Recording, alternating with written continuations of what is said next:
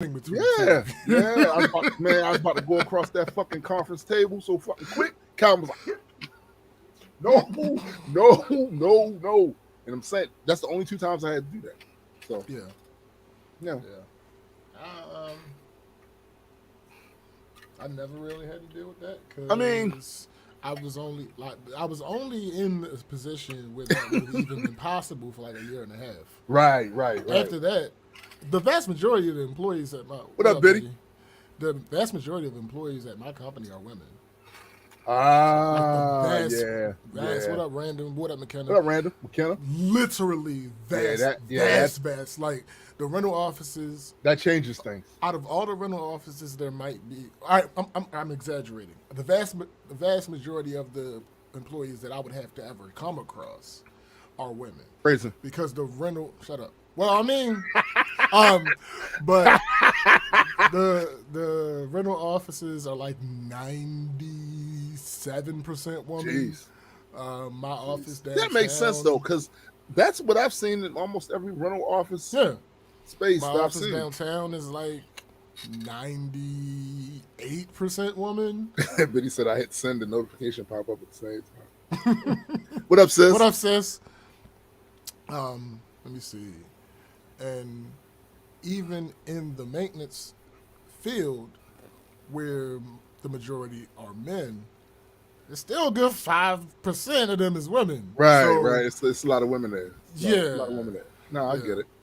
A lot of women. Um, And that changes things. That changes oh, tone and instantly. attitude on the job because Right. it's not these Because two obviously rams. it's still them that don't like me. Oh, yeah. But But it's you handle they're that not. differently. Yeah. I was about to say it's a little Yeah. different the way they handle it. When you got two bulls, Yeah, that's a that whole different. I That's what told you happened. My first place I was stationed at when I first became full time. because there's a whole bunch of dudes. That, We got into a we ain't get into a fight. He snuck me, ain't that some and shit?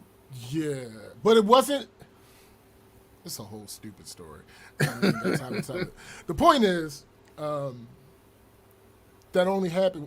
I think he was. I think he had mental issues. You could have, Because or he was we just, was or he could have supposedly been cool. smarter than you thought he was. It's like, look, I'm not going I to promise go you, head up with this nigga. promise you, he was no smarter than I thought. I'm just saying, you might be like, I'm And not going head up with this there's nigga. no let me way. let me get this off because Listen, I hear you, and I get what you're doing. There's no way he was smarter than I thought he was. I will promise you that. oh shit. No, we was cool, and he knew somebody that worked at a different location that I had worked with before I became full time, and for some reason, that, like a couple things that I said made him paranoid about something. But he And, thought like, you was going sir, to bring him a move or something. I don't fucking know. I mean, it is Baltimore though. Like that shit. Yeah, right. You know what I'm saying? So there's always the possibility. Yeah. You know. But they grabbed his ass. They Dude, grabbed crazy. me. I mean, again. They grabbed me. The boss came out. So the What boss, happened? the boss didn't. Okay, he did. The boss didn't see it. But as soon as I didn't even have to say nothing. It was like, what happened? The niggas was like, hey, he came up out of nowhere on some wild shit. And 2 minutes later, he was leaving with his shit. Yeah. But they also didn't let me stay at that location. They moved me to a different location because, you know, thought just he in was case he on- came back up there. With some niggas or some Yeah. burner or something. Right. So they moved me to a different location. Ever since then, not a single issue. Even before I moved to the downtown office, even when I was still out there, Right. no issues, none whatsoever. Because I don't cause issues. Like I don't fuck with people like that because for several reasons. One, I don't want you to fuck with me like that. Like Yeah, and I know what you're saying. I don't want that. I don't feel. I didn't there are come here for that. things- Yeah, yo, like there Yeah, are things that when necessary will be addressed accordingly, but that don't mean I want to. No, I feel you. I feel you. I'd All right, rather not. There, especially when you get older. Yeah, bruh. logistically it's inconvenient Bruh, because completely. something my homeboy Dennis used to say all the time. Dennis was a savage. Mm. This come out of the mouth of a savage. Mm-hmm. Dennis long ago stopped saying he was gonna fuck people up. He said he started saying we're gonna get bloody on this Mm-hmm. because It's you always a could possibility. Yeah. it's gonna happen, right? It's always a possibility. It's always a possibility nigga get out on you, and just Mhm. because you think you sized them up properly, right? That don't mean that you sized them up correctly. You can have hidden strengths, hidden Yeah. skills, a certain Absolutely. set of skills. I You know mean, what I'm saying?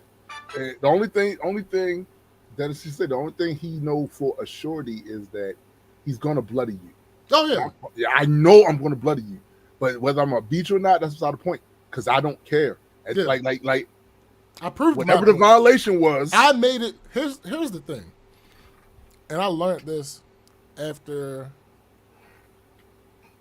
I don't even remember how old I was. I was probably still single digits, maybe early double digits when I lost my first fight. And that's when I learned you don't necessarily have to win. No. You just have to make it inconvenient for them to keep fighting That's with it. you. That's it. That's it. You know how many people, but you know what the barrier is to a lot of that though, and I discovered this long ago. Mm. There's an abundance of people that's scared to get punched in the face, Absolutely. and because of that, some of them allow the fear of getting punched to overwhelm them to the point where they will allow motherfuckers to disrespect them just on the outside chance that if we get into a fight, I might get punched. Right. Nigga, let me tell you something. It come with the territory. You know them crumbs that be on your pants and shirt after you eat a particularly coarse sandwich? It comes with the territory of that sandwich. You know what I'm saying? So you can learn how to block, do a little bit more head movement, but at a certain point, or you could just not fuck with the people. Like that too. That too. Like or you could it's threat management.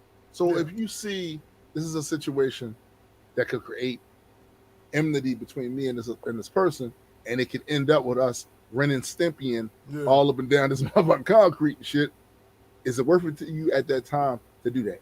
Are you standing on principle, or are you being petty? Yo, that is an interesting way for you to say a thing, and that kind of goes with this first. Let's get it. Let's start. All right, let me do the intro. me. Welcome everyone to the Black Culture Geeks podcast. This is my man SPJ. And I am Tombstone the Dead Man, and we are just a couple of geeks talking about pop culture from a black perspective. Facts indeed. We're doing things a little different, and this is how we're going to do. Y'all changes were coming. Changes are coming. We jumping into the topics first, and then we'll do what our weeks were afterwards. Yeah. So let's do that. What up, B? What up? All right. God damn it. Let's get this shit out the way. Black woman assaulted with a brick. Now, we reference on here time to time that we are playing characters on this show.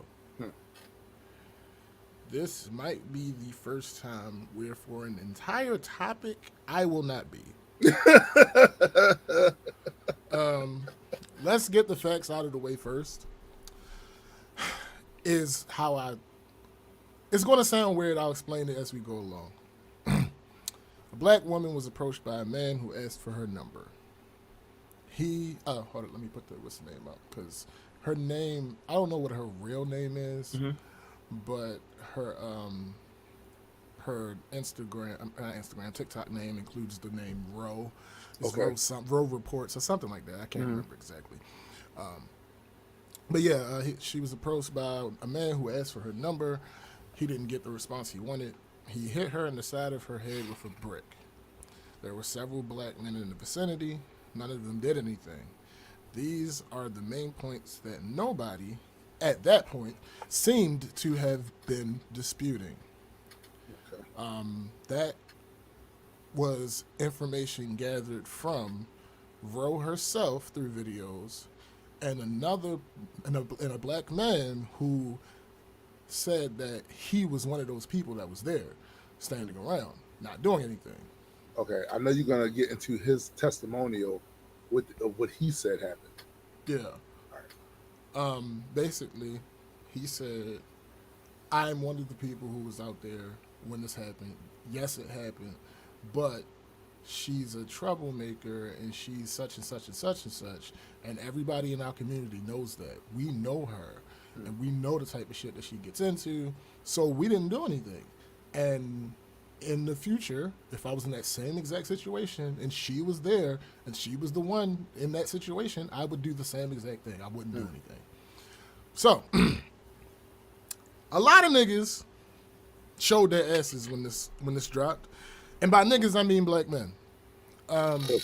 Even though a lot of them were off base and saying some shit that I could never stand next to, unfortunately, this only happened because black women restarted the all black men are bad thing. Now let's be clear of the sequence of events. It was not that a black woman posted a video of herself claiming to have been attacked and then black men started attacking her. That's not what happened. It was that she posted that video, black women started bashing black men, and then black men reacted. Some were just defending themselves, but a lot of them started attacking her and other women. Next,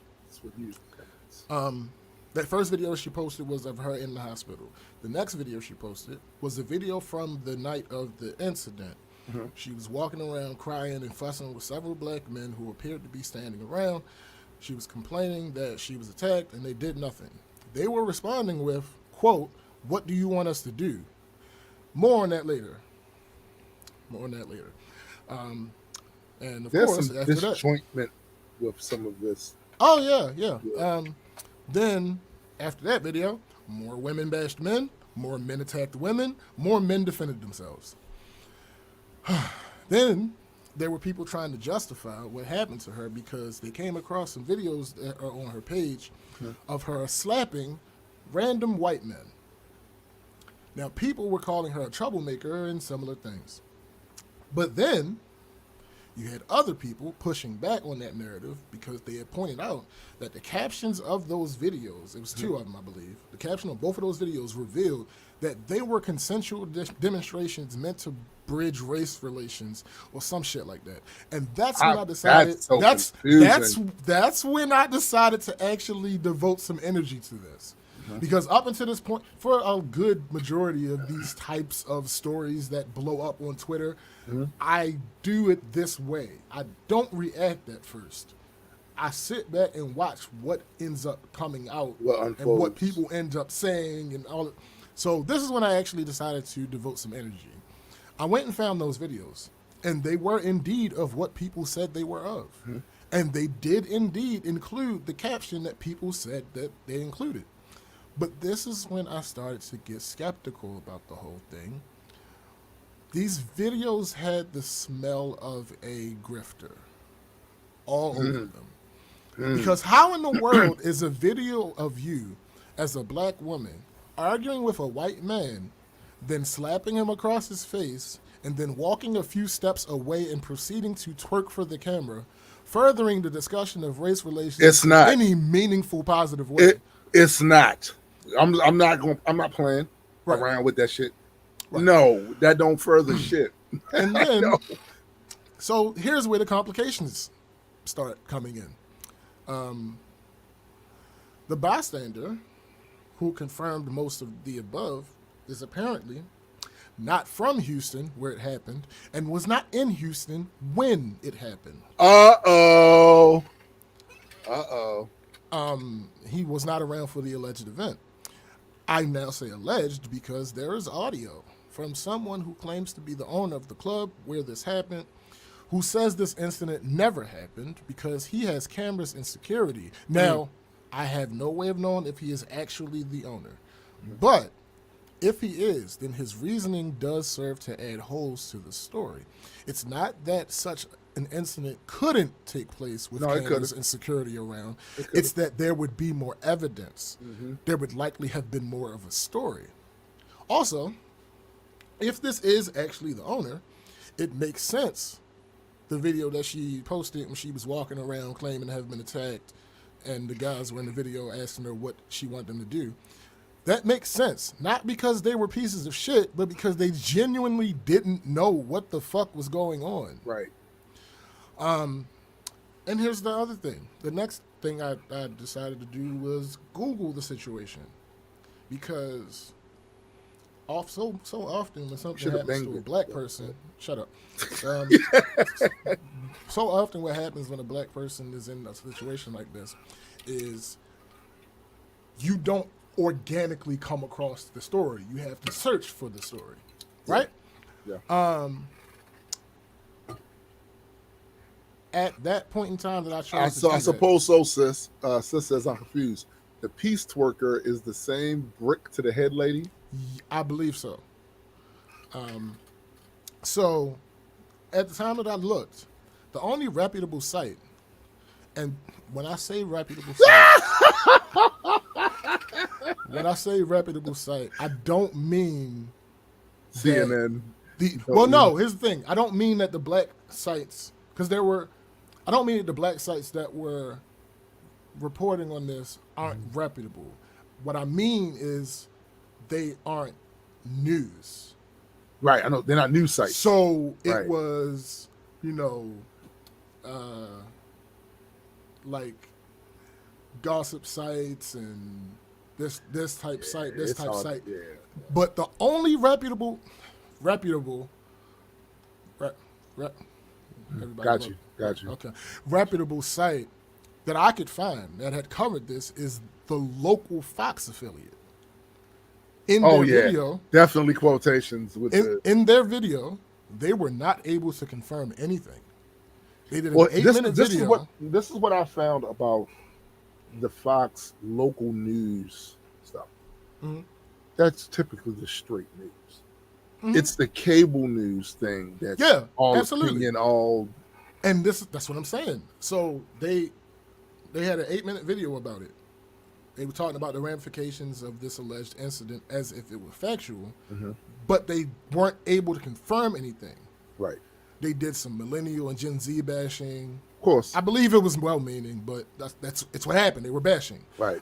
Actually, the story didn't even take up the full 8 minutes of the video because, again, they didn't have any information. They didn't really have anything, right? It took up just under 4 minutes of the video. And as I just for an up to date, as I look at the news around this now, I'm still not seeing any news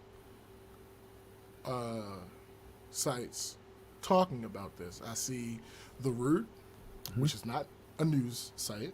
Right.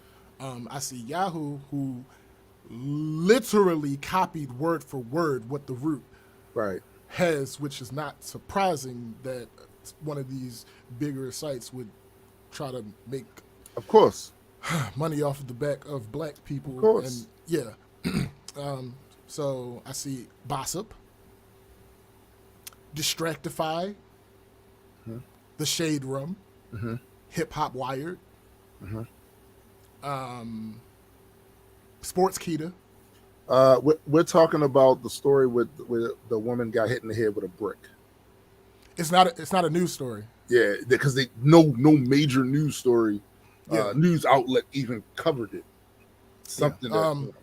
So, all right, there's that. The next thing, in the video she posted from the hospital, she says the men who were standing around when it happened watched her get hit with the brick, and then the dude that hit her, they watched him get in a car and drive off. In another video that she posted, she said that the dude went to get in one car and we wouldn't let him drive away. Then he got into a different car with some women and drove off. No, none of that shit makes sense. Okay. Next. Yes, Houston. Yes. Yes, we that's what we're talking about. That's right what we're now, talking about right Tristan. now. The There's first nothing to back it up. the first witness, that guy that doesn't even live in Houston and wasn't in Houston when it happened, wasn't identifiable from the video where she was walking around. But there are people on TikTok who do these types of investigations all the time who are saying that one of the guys that you can see in that video made a separate video where they said they didn't see anything happen to her. They saw her arguing with a girl earlier in the night, and then they saw her come back with the injury, Right. and they didn't know what was going on, so they just called 911. Right. Now, on the surface, that might seem contradictory to the fact that the local news affiliate couldn't get any info from the police. But it actually checks out, because if what this alleged witness is saying is true, the police wouldn't have necessarily gotten a call about a woman being hit with a brick. Exactly. The call could have just been about a woman who suffered an injury. Right. Keep all this in mind as we move forward, because a lot of this, what I'm about to say, is reaction that happened before the cracks started showing. Right. Before the cracks in the story started to. So, it's almost impossible to curate your Twitter feed. It seems only slightly less difficult to curate your Facebook feed. But you know where I actually have the most luck with the algorithm is TikTok. If anyone is interested in how I managed to do this, as a quick primer, there may or may not be a not interested in this button. I'm not sure about that. But there is a feature on TikTok where you can click a button on a video and it will show you why that video made it to your algorithm. So that will give you a clue on how to curate it a bit. You know, like anything I like, save, or share, I tend to see more of similar content. Right. Here's my secret sauce that I add to it. Well, I mean, it is what it is. That I imagine everybody doesn't consider because there's a stigma around it for some stupid ass reason. I keep certain things off of my For You page by blocking people. But not just any video that I see that I don't like. What I'll do is if I see a video I don't want to see on my page, I'll go to the creator's profile and look at their other videos. If this topic or style that I don't like is a good portion of their content, then I block them. Right.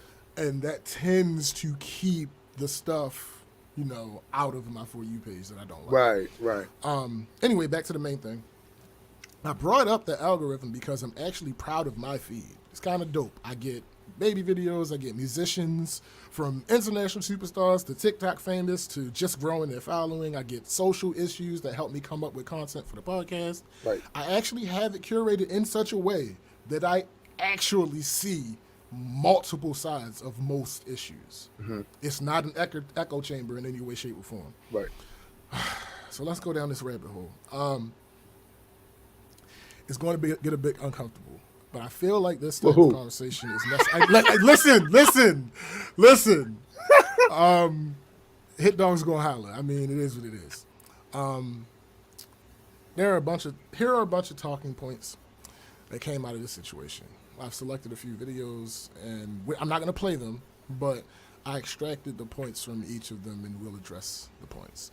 I also appreciate everyone who I either follow on TikTok or who showed up in my For You page who did not talk about this issue in any way, shape, or form. Right. Y'all the real MVPs, because I am legitimately upset at both sides of this argument.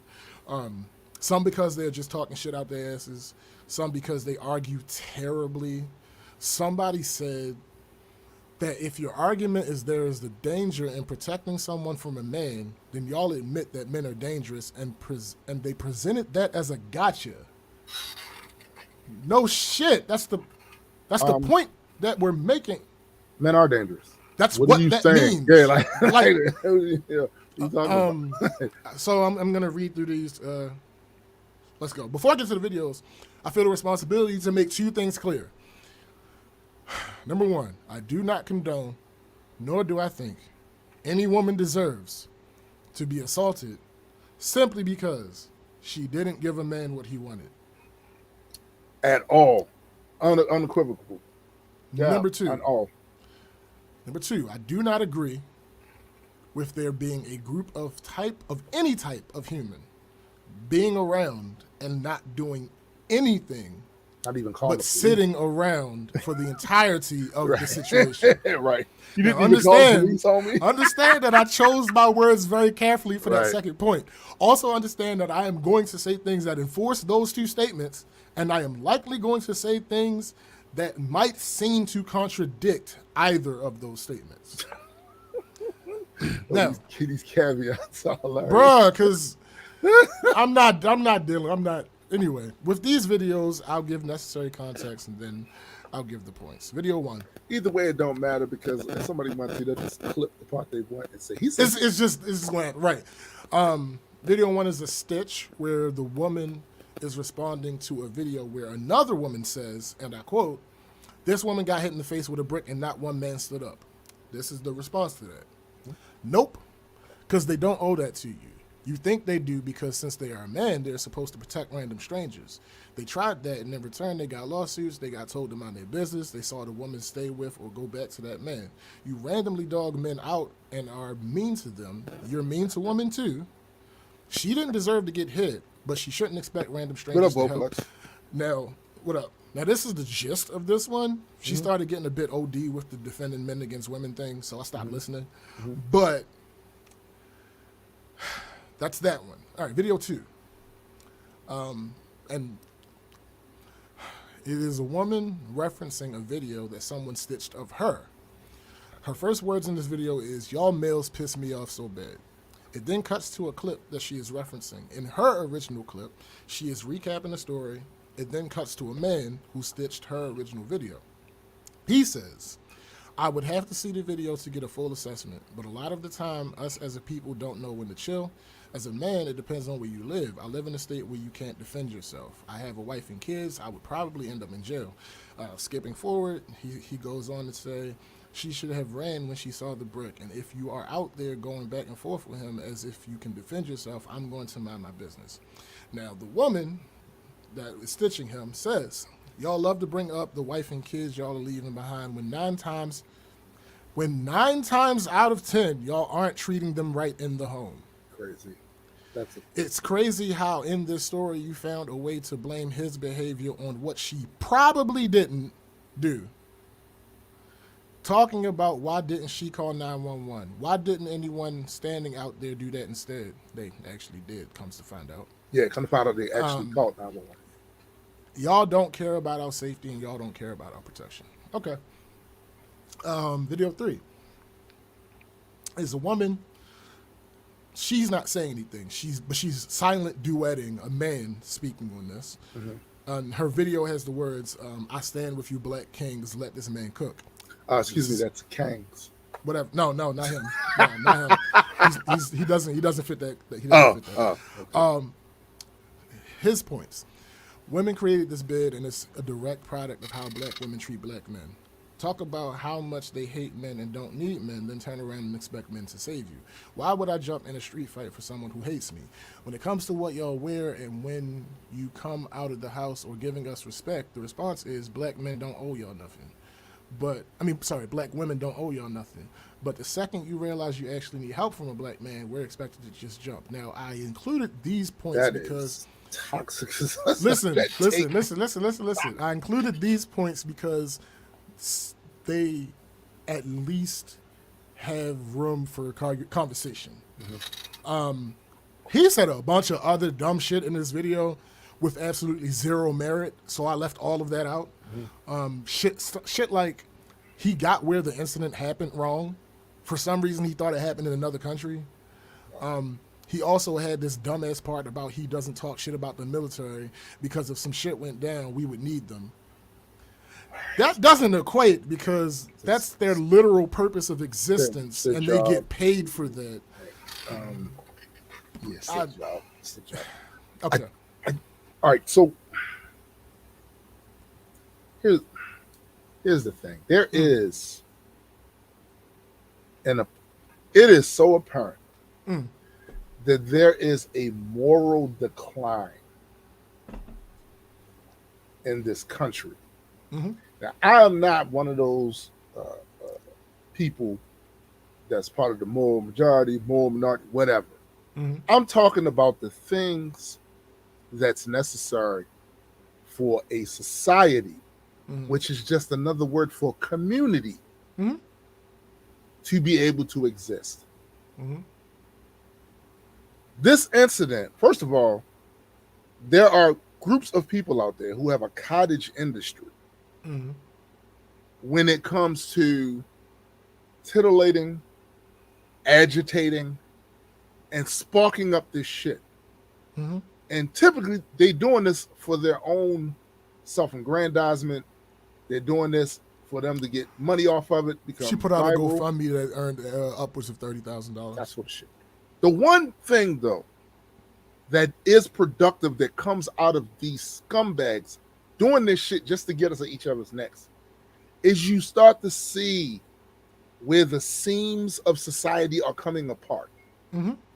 Because what happens is, in polite conversation, people don't say these things to each other. Correct. That doesn't mean they don't think them. Correct. They don't say it. When stuff like this happens, they say it.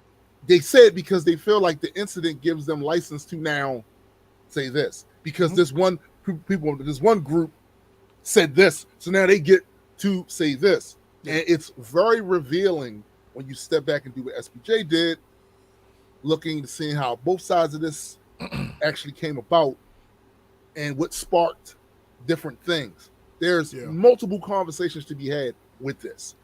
One, of course, is the grifting, the outright grifting that has become a staple on internet, social media, content creators. It's become a stable now. This fucking grifting that they're trying to find ways to increase their engagement and thereby make more money. That's one conversation. The other conversations that we could have about this is men and women relations. And we're gonna get into that. Specifically, in this particular case, black men, black women. All right.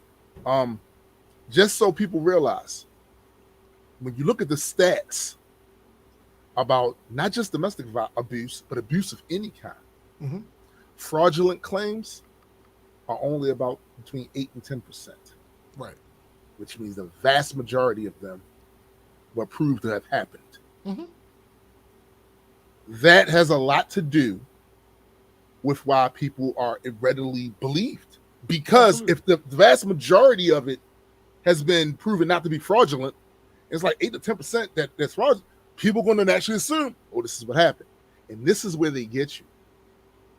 Because they know this, they know that if they put that shit out there, the way you motherfuckers don't fact check, the way you motherfuckers are always looking at double dutch in and jump into this conversation, because all of y'all think y'all opinions matter way more than they do. But your opinions are very revealing. And what it reveals to me is that there are problems, real problems with the fabric of the society. Part of it, of course, like literal giant like trenches. You know what I'm saying? Seismic gaps in this shit. And I think part of it has to do with, particularly talk about the United States, fairly large country, large amount of people, that sense of, the more people that are here, that sense of community starts to spread thin. Because you can live your entire life in one town and never really see too many other people from outside of that town. So far as you're concerned, them niggas are strangers. I don't know who the fuck they are. Why should I give a fuck about them? These issues are going to have to at some point be resolved. But here's the problem. And I'm going to tell you why they won't be. In my opinion. Couple of reasons. One, you got to have an abundance of people that are arguing in good faith. That's a problem. Two, you got to get people from arguing to argue outside of their personal trauma. What doesn't help, and I see a lot of this too, is motherfuckers taking therapy speak and weaponizing it. Yep. That doesn't help. That doesn't help. The other reason why this won't take place is because just in general, most of y'all motherfuckers don't know how to argue a point. Bruh. Y'all won't fact check. Oh, speaking of fact checking, I wish that somebody Anybody. give the Earth a dictator that has jurisdiction over the entire planet. Make it no nigga. What? I if there's one thing that I would want them to do, it is that stats have to be sourced. Yeah. Because all of these stats that I've been seeing in this conversation, that is absolutely correct. Facts, McKenna. Facts. All that I've seen this stat and this stat and this, and I'm like, where are your sources? Where's the source of? And see, this is the other thing about the lack of good faith, because this organizations, right? This whole thing about organizations of people, that's technically correct. It's just a bunch of people that came together for a particular cause, theme, whatever. A lot of these organizations that are bandying about this type of data, that type of data, this talking point, that talking point, are not arguing in good faith. Correct. They have a political agenda, and those that are outside of that political agenda are viewed as riffraff, garbage, whatever. And they have zero problem feeding garbage to goats. Correct. Zero. Yep. And what you'll see is they have these professional-looking logos, Facts, professional-looking letterheads, all this professional thing, and these names that make it sound real authentic and real authoritarian. So the average person, unfortunately, I hate to be the one to say, average person is dumb as fuck. Yeah. Right? They're going to see that and instantly be well, this official thing here says, did you source a person your is smart. Shit? People are dumb. Panicky. Hey, that Tommy Lee just. All right. Video 4 is a man comparing this situation to the Montgomery Sweet Tea Party. What he says is, nobody in that situation was worried about a criminal record. When it comes to black women, there are all these excuses. The brawl was trending for weeks because black men stood up for a black man. I don't understand now why there are all these excuses now rooting in misogyny. When it's a black man, you see brotherhood. When it's a black woman, you see ownership. And since it's not yours, you don't want to get involved. That's a wild, but there's some truth in that. There's some truth to that. But I would just like to point out that there are differences that are going to sound nitpicky if you already have your mind made up. Right. One of them is he was not being assaulted by one person.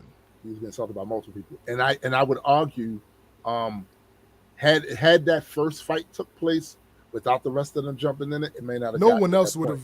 Yeah. And I got to that point. It would not have. If it was just a one-on-one. See, the only reason I say Mike, because I'm not letting you fight by yourself. So, but I'm just saying. Here's the thing. I don't, because as far as who helped, the first person that I would consider would have that mindset that you just said would be the 16-year-old. Yeah. But I don't believe he would have jumped off the boat and did that if the nigga wasn't getting jumped. That's true. I agree. That's the only reason I say that. Now, the first guy that came down there, I don't think he wasn't hurting anybody. He was just trying to break it up. Right. I'm not even referring to him. Right. I'm talking about the people that guy worked with on the thing. Yes. I know my work home. And that's what I'm saying. That's what I'm saying. Not fighting alone. You're not fighting alone. But I'm glad you said that, because that's the other point. They were not strangers. No, they weren't. That is not they what worked happened together. in that situation. So basically, this is what I mean by not knowing how to argue a point.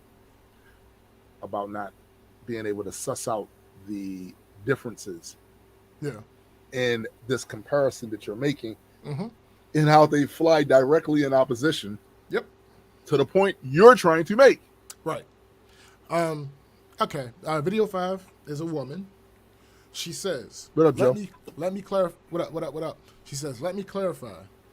If we aren't related to you, dating you, don't have a physical relationship with you, you aren't attracted to us, you don't think we're nice enough, kind enough, polite enough, quiet enough, then our lives aren't worth protecting. And video 6 is a woman responding to her. Mm-hmm. And she says, yes. The same way women will say, you're not my family, you're not someone I'm romantically involved with, not tall enough, not handsome enough, not rich enough, not smart enough. I don't owe you a smile. I don't owe you words of encouragement. I don't owe you respect. I don't owe you any kind of gratitude. Things that do not cost you anything, you won't give to a man you don't know or you don't want. But y'all expect them to lay their life on the line for you. Now, a person who is apparently specializing in missing the point commented, being assaulted is not the same thing as casual pleasantries. Yes, no shit. That's the point that she's making. Yeah. Regardless of to what degree you agree with what she said. Right. Her entire point is these things are on massively different levels, and you won't freely give these things that are on the lower level to strangers, but you expect strangers to give the higher thing to you. Okay. That is actually part of what I said earlier about how the way things are supposed to work is if there are 100 people standing there and someone's being assaulted right there, it should not be happening.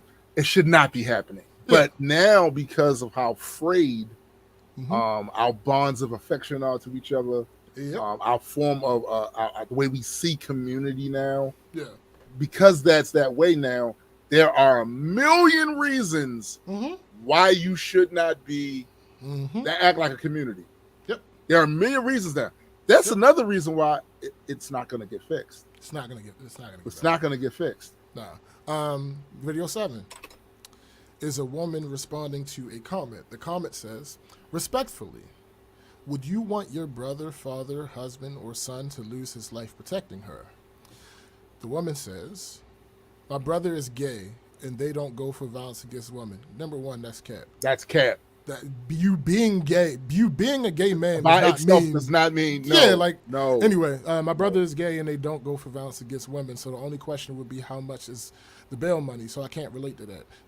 Ma'am, you just didn't answer the question. No, she didn't. And you kind of proved his point by saying I can't relate to that. The point he's making is if I can't relate, why would I, risk my life? And you're literally ignoring his question because you can't relate. But anyway, she says intervention is not always violence. I don't know why y'all think like this when defending women, because y'all throw y'all life away for less. Y'all go to the YMCA and y'all get into a fight over a pickup game. Y'all are color coordinating and putting your life on the line for a neighborhood that your mother is renting in. Now, here's the thing. That's not uniquely male. No, it's not, because there are women absolutely are in gangs, and that's. They are. But again, I gotta say, the vast majority. I mean, listen, are guys. The vast majority of people fucking the neighborhood up, right? Are guys. Video 8 is a man telling his story. He saw domestic violence happening at his mother's neighbor's house. He picked up the woman after she was on the ground to attempt to carry her to safety. The dude grabbed him. When the dude grabbed him, he yanked his arm away from the dude. He let go of the woman so he can prepare to defend himself. When she fell, she hit her head. Now, this guy was a martial arts instructor, so he proceeded to beat the shit out of dude. He got a super nasty cut in the process, though, because when he yanked his arm away from dude had his keys in his hand.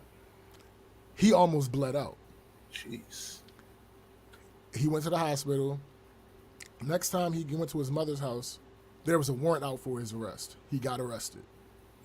His mother had to take money out against her house in order to bail him out. He got sued by the men and the woman separately a total of 3 times and lost one of the cases. He thinks he would react the same way in a similar situation. But he expresses that he understands why somebody would not want to take that risk. I just want to really quick summarize a article that talks about the bystander effect. Because I think a lot of this is being talked about in ways that ignore what we know, what we've observed standard human behavior is. And to be clear, because humans have such an advanced brain, you can totally override standard. Oh, absolutely. So for anyone choosing to use that as just the only metric, but we do this all the time. We override our self-preservation all the time for other things, right? So, but bystander effect is a phenomenon where people are less likely to help someone in trouble when there are more observers. Yep. New research on the bystander intervention, a study that used surveillance video to capture real-life conflicts and found that people intervened about 90% of the time. Factors affecting helping behavior. The type, severity, and frequency of the conflict, as well as the cultural and situational context, may influence people's willingness to help. Implications and limitations of the study, so because you got to always talk about those. The study challenges some assumptions about human nature and suggests ways to promote active bystandership, but it does not disprove the bystander effect or account for all possible scenarios.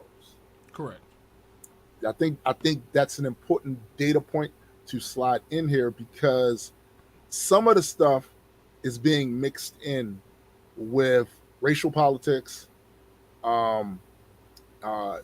community standards, and all this other stuff, and not the science that's kind of behind the human behavior, or it explains some of the human behavior. All that part is being like tossed out the window, and they're ODing on the racial element, community element, this, that, and other. They're ODing on that, and you know, for me, just speaking for me, and I've been in my fair share of really bad, shitty relationships that had me feeling stabby, right?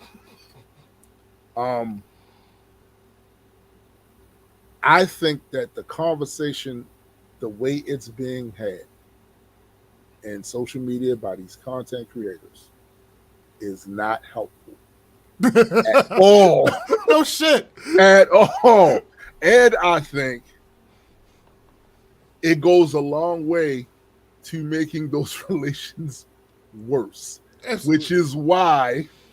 Which is why a lot of the times it's not going to get better. I avoid that sort of content. When Absolutely. I see people doing videos where it's these relationship podcasts, I avoid them, because what inevitably happens is people will use their experience with a subset of people that they have met to be blanket statements on everybody else. Yeah. And as soon as you say to them, well, my situation, classic example. Yes, and by the way, this is also acknowledging the majority of times versus the least amount things that happen. I'm acknowledging that. But there are times, like, for instance, I got custody of my daughter. There are a lot of men. I'm about to say that's already the minority. That's already a minority for a couple of reasons. But all the reasons won't be stated. Correct. One of the reasons is that a lot of men don't try to get custody. They don't even try. But why don't they try? Because there's a perception out there that the family court, they ain't fucking with you. Correct. You're a guy. You know what I'm saying? They ain't fucking with you. You know what I'm saying? So if that perception exists out there, there are guys there's a segment of guys that go, it's useless. I ain't gonna be able to do it anyway. They just gonna get the child to hurt. Right? It's one of those things that's self-perpetuating. It's self-perpetuating. But if the situation is what it is, and you can prove what it is, you can literally go in court, and get custody of your kid, guys. Yeah. The other reason is a lot of guys don't don't truthfully want custody of their kid because, and this is the other part of this that's kind of crazy because this is you acknowledging how hard that shit is. Yeah. Oh, but when you try to minimize what women do when they raise these kids, right? Oh, you've been disingenuous. You bugging because the reason you don't want that custody is because you know it's hard as a motherfucker. Correct. You know it. Correct. Absolutely. So to clarify, my stance on this is, as usual, nuanced. And also, I'm gonna sum his stance up for him. Y'all suck. I mean, listen. But here's the thing. It's a lot. Somebody might get mad, but here we go. All right. I've identified what a bigger part of my issue is with this discourse. It's people trying to solve things with idealism and delusions. There are several people taking this time as an opportunity to tell women to stay vigilant and to make sure to protect themselves. But these idealistic idiots out here are conflating this with victim blaming. Yeah. Most common response I've seen, instead of telling women to protect themselves, y'all should be telling the men to stop. We should be doing both. Sure. Ideally, we would be able to tell men to stop and they would just stop. But in the real world, where there are well-known and clear consequences for things, men and women of all shapes, sizes, races, creeds do bad things anyway. In this country, a clear consequence for deciding to take another person's life is going to jail and in some places at some points losing your own life. If their logic held up, this would mean that nobody would be out here killing people. And if you aren't listening clearly, you might think I'm exaggerating or being overly simplistic. Let me clear this up. I am not referring to people who are saying we should tell men to stop. We absolutely should, and we need to hold ourselves accountable. I am referring specifically to the people who are saying that instead of warning women about the realistic dangers, we should just tell men to stop. That's crazy. Listen, when my daughter works late, she has a list of things that she knows she needs to do. Absolutely. That I told her. Get out of my head, because that's the later point that I'm going to make. Yeah. I saw one of these videos that I'm referring to now. I saw somebody say, it was a dude giving out self-defense tips to women. He didn't even touch the controversial parts of this story. Right. He simply had started making videos about products that they could get and how to use them and what might be best and blah, blah, blah. And he got a comment on his post talking about, y'all are really the problem. Y'all are against black women. Stop giving tips. What? Yo, see. What are you talking about? Right, so, and this is the part that really irks me, because to put this in another light, this man has focused his activism on this particular part of the problem. This does not mean he doesn't believe that men should be holding other men accountable for the bullshit. Correct. What this means is, this part of the problem I can help with because I do this. And when I see people take that way, some of these folks are the same folks that get it in other ways. For instance, the Black Lives Matter organization, we focus on police brutality. That's what we were focused on. You have some of these other numbnuts that will come, well, this happened inside the community. Excuse you. We think that's horrible. However, that ain't what we're here for. We're not talking about what we that are here to do is to handle this. We're compartmentalizing the problem and dealing with this part of it. And these people get it in that case, but don't get it in this case. We want to talk about that again. That's going to come up again. Another response I'm seeing to people who are trying to remind and encourage women to be vigilant is specifically to the women who are telling other women to be vigilant. They're telling these black women that they are against black women because they don't agree that this is simply an issue for men. Again, Let me clarify to Everybody's help y'all issue. not hear what I'm to help y'all not hear what I'm not saying. Everybody's issue, bro. Let me clarify.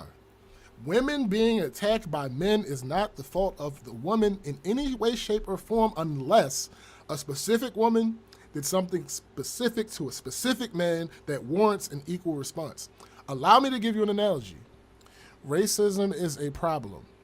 This problem, though created by racist people with power, is still a problem for the victims of said racism. Yes. I'll bring this analogy a step closer to this particular podcast. Tim and I understand that racism in this country is not an issue that will be solved. No. That ship has sailed. One of our best defenses against the systemic racism in this country is to leave this country. Yeah. Is that easier said than done? Well, nigga, we both still live here. Yeah. But the level of difficulty doesn't change the objective truth that it is an effective strategy. Facts. Back to the specific situation. Is it easy or convenient to have to arm yourself? Not necessarily talking about firearms, but that's not Depending excellent. on where you live. Right. And keep your head on the swivel. Is it easy or convenient to do that? No, not at all. But that doesn't change the objective truth that those things could absolutely serve to save your life. Well, And the classic example, really quick, you're walking down the street. Now, you can have your headphones on or your face buried in a book and get your bean knocked off. yeah, But you could also not have the headphones on, not have your face buried in the book, looking around, and you can possibly see some shit coming. Mhm. I mean, Absolutely. it's effective. And some of these women who are attacking these other women for suggesting that they contribute to their own safety are out here name calling and That's sending wild. death threats That's and wanting wild. to fight them. That's Make that wild. make sense. And That's here's the thing. wild. A couple of these women who are giving protection advice aren't even agreeing with the men who are saying they wouldn't protect a stranger. I saw a video where one of them literally said, quote, "These men are out here telling you that they won't protect you, and your response is to try to convince them otherwise by insulting them. They are giving you the answers to an open book test, and instead of looking at that and processing it to realize you, unfortunately, have to protect yourself, you are in other black women's comments and DMs attacking them." That's crazy. Listen, there's a reality on the ground that trumps any idealism that you have. There are things that we want to happen. They haven't happened yet. But in Correct. the meantime, this while is what we they're gotta do. not happening, This is how we got to cope. this is how we got to take some copium. All right? Bro. We got to take some copium. Like in the Um, meanwhile, listen, I don't want to be in a hot house. Correct. I don't want it. Unfortunately, the HVAC is down. That's your reality right now, eventually. So that Yeah, means unfortunately. I have to go and find some other cooling units that are less effective. I mean, spending money. Yeah. I don't want to spend. That my mother-in-law doesn't want to spend. And my wife Mhm. doesn't want to spend. Mhm. Unfortunately, ideally, the AC would work. Right. But because it's not, I have to deal with the facts on the ground. Right. And it's like you said, SPJ, the idea that y'all wouldn't be supporting a holistic approach Bruh. to protecting women is crazy. That's anti-woman. That's anti-woman. Two-pronged attack, folks. I actually probably multiple. More than two, But we're yeah. gonna focus on the two right here. Yeah. Hey, men, hold other men fucking accountable for that dumb shit Correct. that they're doing. And when you see somebody you know, especially some, because usually typically Bruh. people we know, when you see somebody you know spiraling, Mm-hmm. a guy that you know that's spiraling and like, yo, this motherfucker could, you need, yo, before you even, that's not the right way to be thinking about that. Correct. The second thing, women, some of these guys are either cowardly, Mm-hmm. ignorant as a motherfucker, Mm-hmm. legitimately don't like you, Mm-hmm. or whatever. Or And insane. they're not gonna come to your defense. So this is what I suggest for you to do. Because those of us that would help you aren't gonna always be there. It's Correct. gonna be a lot of other people that's not. So this is Yeah. what you do. You see this? You take that and you see that right there in the holster. Right, you see this pen? You can stab somebody's eyes out with this motherfucking pen. Like, why would you be against a holistic approach to protecting women? I don't understand that at all. I never understood the idea that, if I tell my daughter that her keys making a semi-effective weapon, and they're also great for making a lot of noise. If I tell her stuff like that, I'm somehow against telling men that they shouldn't attack my daughter. I'm so glad you found your way back there. What are you talking about? Yeah, I'm so glad you made your way back there. All right, this next point might be controversial. It derived from a person's video who said some absolutely dumb and divisive shit. Right. But they had some good points. So you said it was some corn in the turd? I mean, listen, this might be a bit of a bitter pill to swallow, but protection is conditional. But not just when it comes to willingness. Another condition is ability. But yet another condition that we don't want to admit here is compliance. This is the point where I empathize with most people who hold the opposing view to this particular point that I'm making. I absolutely empathize with you because as human beings who are in most cases adults, agency is a big thing. However, I do not have actual sympathy because we understand this concept when it comes to other things. So, a couple examples. If you're in the kitchen and you're frying chicken and your child is in there with you and they're hungry or nosy and they make a move toward the stove, you tell them not to touch it and to back up, right?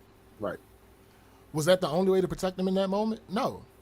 You could have physically moved them. You could have cut the stove off. You could have rushed in and moved the pot you were frying chicken in. But if they would have listened to you, the chances of them getting hurt are reduced. Right. All right, let's say you're on vacation. You decide you want to do some zip lining. You go to set up your excursion, and you see that this particular company has a weight limit of 200 pounds. Now, if you weigh 190 and you go get on that zip line, meaning that you actually heeded the advice, is it still possible for something to go wrong? Yep. Yes. But if you weigh 220, the chances that something will go wrong increase. I haven't weighed 220 and not the point. Most sane people understand that and don't try to accuse the ziplining company of fat shaming, right? Okay, let's do one that won't cause physical damage so I can further elaborate how fundamental and well understood this concept usually is. Right. I've worked at my company for 16 years. Let's say you come get hired at our downtown location. And I give you the rundown on who you can say and do what in front of. Right. And I'm talking about stuff that has nothing to do with your actual job description. I'm talking about the culture of the workplace. Right. I'm talking about the practicality of what happens in this environment. Right. Hey, if you see this person, you might not want to have your phone out when they come by your desk. A reasonable person would listen to me. In each of the above scenarios, compliance is your friend. It's not about control. You still have the freedom to attempt to do what you want. You just won't likely appreciate the consequences. Right. Right. And we cannot separate that when it comes to a situation like this. The fact that you tell your daughter specific things and give her specific guidelines, and this is the best practice that you might want to adhere to, they only work if she does them. That's facts. It's that simple. That's facts. Again, to what we were talking to earlier, this is a holistic approach. Because I can't tell men to stop being pieces of shit and they just listen. That's not how that works. I gotta beat their ass, or there has to be some other element other than telling them. Right. It has to be something. It has to be some other thing other than telling them. And guess what? Again, like we were talking about earlier, you ain't gonna win every fight.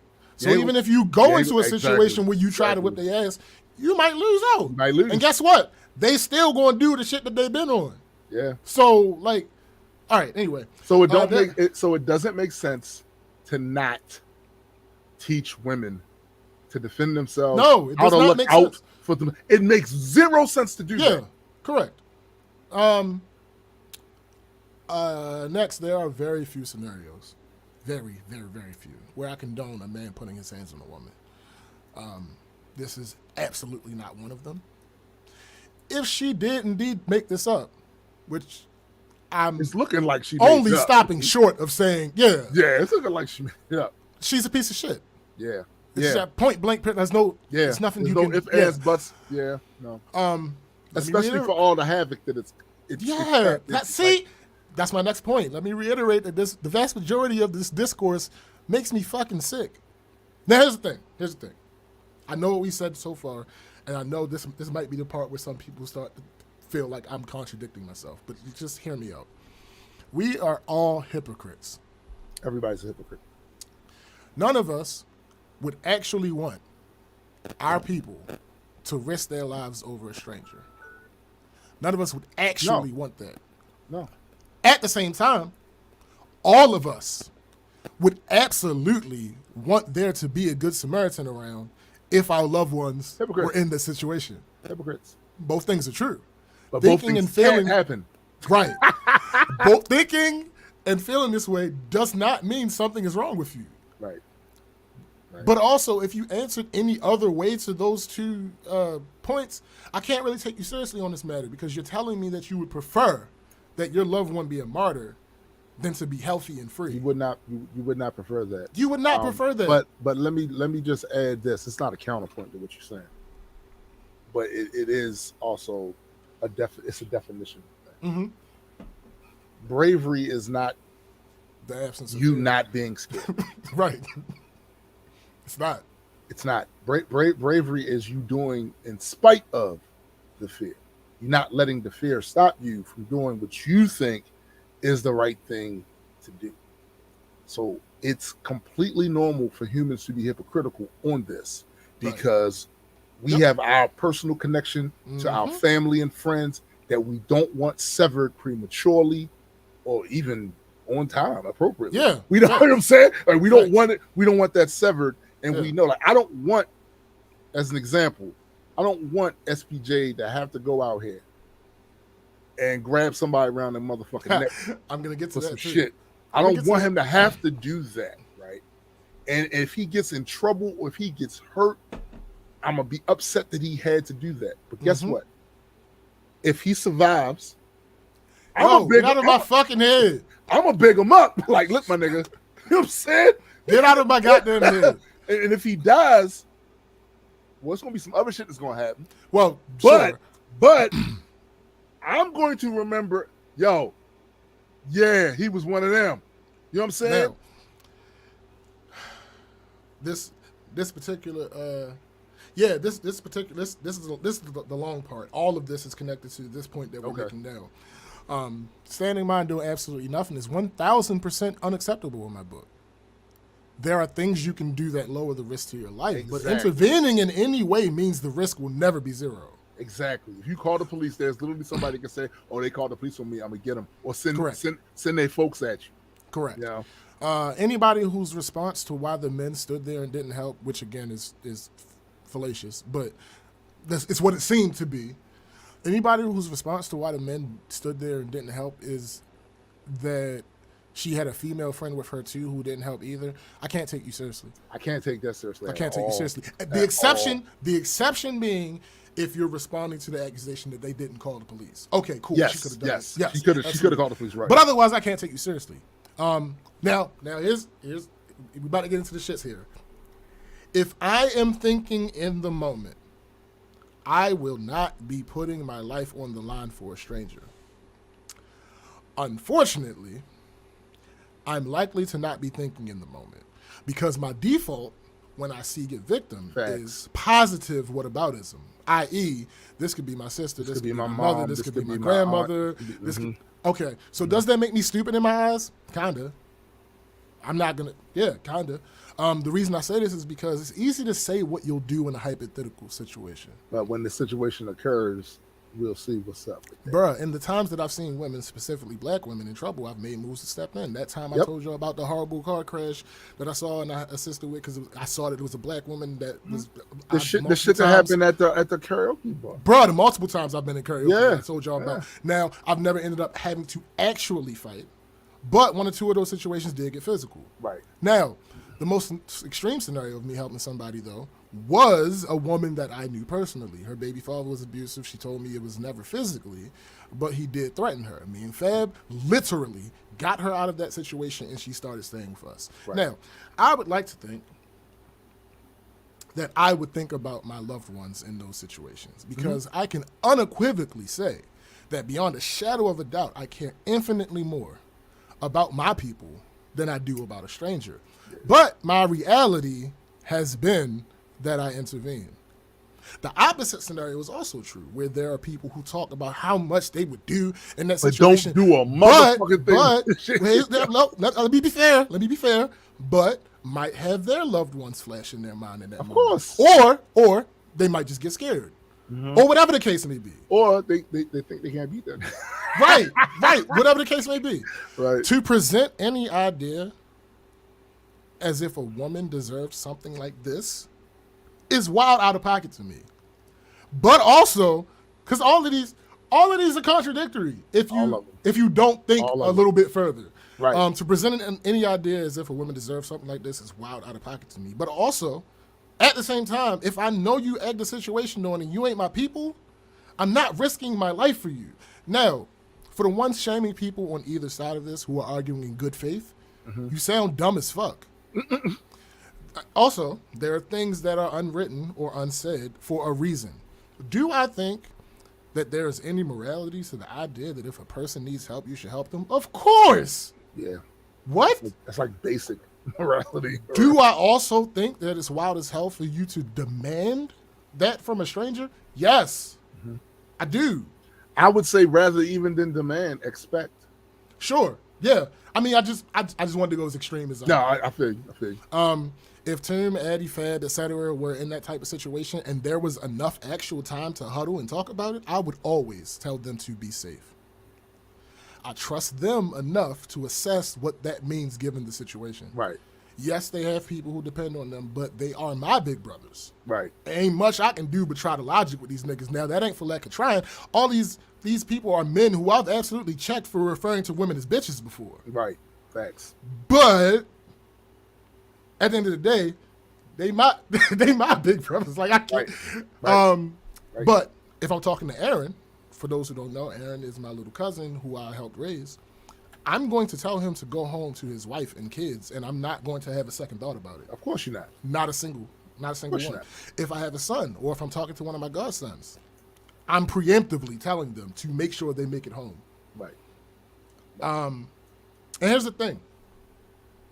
I never would have uttered this sentiment before, but hearing this discourse. What up, Discord? What up? But hearing this discourse and knowing that this situation was likely fake, and some of my anecdotal evidence of how these situations can potentially go, and hearing some people, mainly the women, relay this idea in good faith, I feel like I have to consider it now. Right. Like I never would have thought about it like that, but I feel like I have to consider it now. I'm sure if I asked my mother, she would have a similar sentiment about me. I was sure that if I asked Chrissy, she would have a similar sentiment about me. So I asked, and she confirmed. Yeah, she's gonna ask you to bring your ass home. Yeah. So now, if I heard that one of these guys I'm referring to helped someone who was in need and they made it out with little to no damage, I'm not gonna fucking scold them for being decent fucking human beings. Like the fuck? Yeah. All right. Cool. Maybe what you did was stupid, potentially, but you did a good thing. Like You did a good thing, and I'm not about to. You made out. Yeah. Like what? It. You made out. Also, I'm seeing a pattern with some of y'all, and I don't like the shit. We've mentioned before on the show that we don't tend to dive head first into super trending topics. The main reason being that we want to get the facts of a situation right. Yeah. We've also stated, though, how there's nothing wrong with jumping on a situation as soon as it happens. Go ahead. But we've also explained healthy. Yeah, but we've also explained how you should handle when a situation happens, and once more details are revealed, what you should do. Exactly. I've also stated that it's believe all victims as far as I'm concerned. But I also explained what believe all victims means when it comes out of my mouth. Yeah. Also, I'm not going to turn my brain off. Correct. And I've said this about other topics. I'm not turning my brain off for that idealistic thing. I'm not turning my brain off. When I see inconsistencies and threads poking up out of there, I'm going to explore. I'm going to explore what's happening. Right. Absolutely. Let me see. All right. I'm seeing a lot of people talk about this. Too many people. That's actually the problem. Well, sure. But I've seen a lot of people talk about this the same way they talked about Jussie. Yeah. Yeah. I'm seeing a lot of people talk about this the same way they talked about Carly. Yep. Both of these situations had a period of time between when they were reported and when they were officially confirmed to be false. And once people started expressing how shit didn't add up, there were a contingency of people who started bashing them. It always is, bro. It always is. But once confirmed false, those same people were nowhere to be found. That's remarkable, because that's almost word for word what we were saying the other week about how y'all believe and spread around bullshit, and then after it's been confirmed to be false, you try to fit into the crowd like you was a normal person again. No, we saw you. Yo, Conscious Lee. This is the second time I've seen you make multiple videos about a situation, and then once the details come out to the top, I have not seen you address the potential opportunistic callousness of the reality. Where's that? I can't take y'all seriously if the only time y'all gonna be bold is when y'all feel validated and beating down a segment of the black community, and when it turns out that the example you were using isn't what happened, y'all get quiet as church mice. Where's the accountability? Well, I single out Conscious Lee because as a black man who has a decent amount of videos calling out other black men, justifiably, yes, this makes it seem like you are othering yourself. These two black men here yell protect black women, and we hold other black men accountable, but that does not exclude us holding each other and ourselves accountable. The truth is that a lot of this discourse is based around old social behaviors that could probably stand some upgrading. Yeah, probably. That's all I got. Listen, I got to tell you, the upgrade ain't coming. And I think we're at a crossroads in this particular society between the old way of doing things or seeing life and shit versus the either newer way, or you might want to describe it as a different way, because I'm sure even the ways that we're talking about now, at some point in human history, there were some groups of people that saw it that way then, right? However, because of the fact that there's literally too much information being spread, and all of it isn't good information. Some of it is disinformation. Some of it is misinformation being spread at a rapid pace. Yep. That is the thing that will derail any actual moving forward or progression in how we're going to talk about these things. Because the loudest voices, unfortunately, are typically the most ignorant, right? And they have a bunch of followers, which leads us into another part of this. We are attracted to shitty people, shitty takes, and shitty outlooks, to the degree that some of the shittiest people we know with the shittiest takes out there have the most followers. Absolutely. Get the most engagement. And this thing, whatever it is that calls us like a moth to the flame of that fuckery is the very thing that's going to prevent any changes from happening, because these fuckheads are going to get their point of view out to way more people, right? Way more people. And there are going to be people who are going to accept what they say, because unfortunately on social media, a lot of the times, especially kind of early on, the more followers you have equals credibility for a lot of people. Yeah. And the idea of true journalism is old hat, even in a lot of the official places where journalism is supposed to be happening. Yeah. So you can't expect if the people who journalists are supposed to be their bread and butter, if they're not obeying the tenets of any of that shit, you can't expect some motherfucker that got lucky online to wind up getting a whole bunch of fucking followers and shit. He don't got no experience in doing none of that shit. He wasn't educated on none of that shit. He just talking shit. And he's looking at his algorithms and saying, oh, if I post this way, I get more people. Oh, if I feud with this person about this, I get more engagement. So these are things we have inoculated ourselves from a cure. Right? Correct. We have inoculated ourselves from a cure. Correct. And I don't believe it's like the not going to person. happen. It's like the person that takes antibiotics but stops a week before they're supposed to stop. Yeah. Like you've made the problem stronger. Now they're immune to the antibiotics. Now what you gonna do? Now what you gonna do? I'll tell you what you're gonna do. Be sick. You're gonna be sick, and eventually, if you sick long enough, you'll die. Yeah, I mean that tracks. That tracks. Same. All right. Next, but before we go over there, one of the I'd say I just want to go somewhere where the idea of community is still. Yo, I just want y'all to shut the fuck up. You know what I'm saying? I ain't going like I'm sorry. Listen. Ultimately, what I want is what you just said, yes. But for the time being, yeah. I just want y'all to shut the fuck up. Because like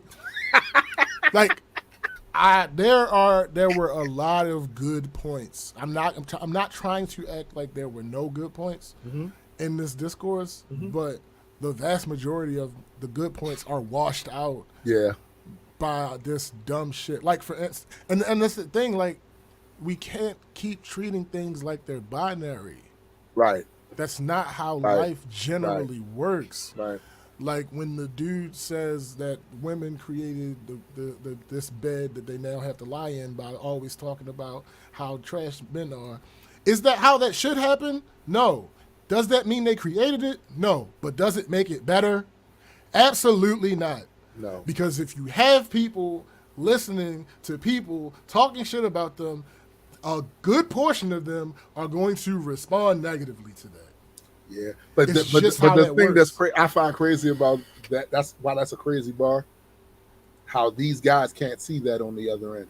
Correct. Every time I go online, I see dudes going at women. 1,000%. Oh, 1,000%. And it works both fucking ways. That's why I said like that particular issue is not a gender exclusive one.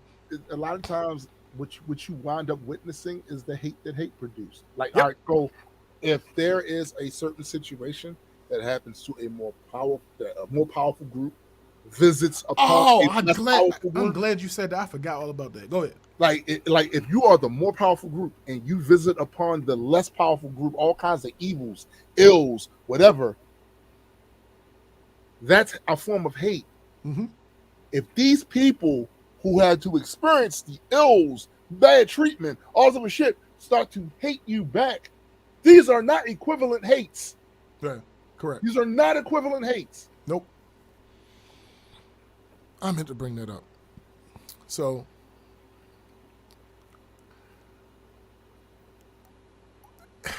the system is broken. A decade, McKenna, that person is not 10 years ain't enough. Nah. 10 years just flew by, right? Yeah, 10 years ain't enough. 10 years just flew. 10 years is not enough. They're going to have to devote some time. They're going to need decades. The system is broken. Huh. Which system? All of them. Yeah, I'm about to say. Cause, all of them.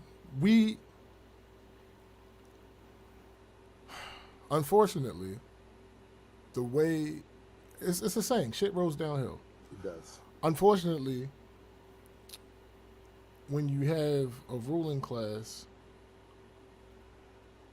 the class below them is going to adopt some of their behaviors toward the class below them. Facts, bro. That is just how that works. There's nothing we can do. My other friends earlier this week. There's nothing we can do to stop that from. That's just how that works. If you build the infrastructure for these systems, and it's based on your values and what you believe and what you think, everybody's subject to live under that infrastructure.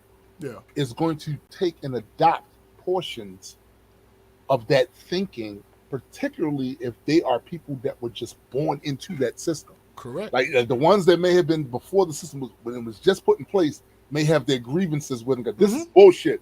But after a few generations, when it's the norm to those people.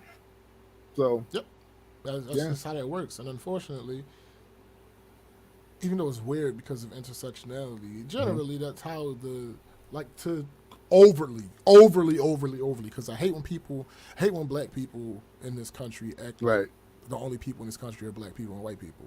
That's not true. That's but you're bugging just to overly simplify this, white men, black men, white women, black women. Yep. It's kind of how this goes. So when the people at the bottom of that who was shitting on us the whole time have an attitude, this is why I don't take none of that shit personal when I see it, because I know how I feel. Yeah. Right. Yeah. That's why you don't see me making videos and comments about not all black men. Right. Even though, it's not all black men, but that's not really the point. You mean to tell me you're not a part of the manosphere? Right. Exactly. Because you kind of understand how the dynamics of this shit work. If I'm some from a group that gets shitted on quite a lot, I'm going to be angry. Actually, I'm glad you said that, because that's a great example. I am a great example of this, because generally that is my position. However, when the conversation goes from all black men ain't shit, not all black men, yes, all black men. That's when it's like, bro, what are you, nigga, I'm right here. Like, what you mean? Like, I need to know. Why you say fuck me for? There are some things I ain't shit about. Oh, absolutely. You know what the difference is, though? Accountability. I actively seek accountability to try to not be that. And I'm thoughtful most of the time enough to go, well, absolutely, that's a crazy bar. You there, right? You know what I was wilding. My bad. I was probably wild. You know what I'm saying?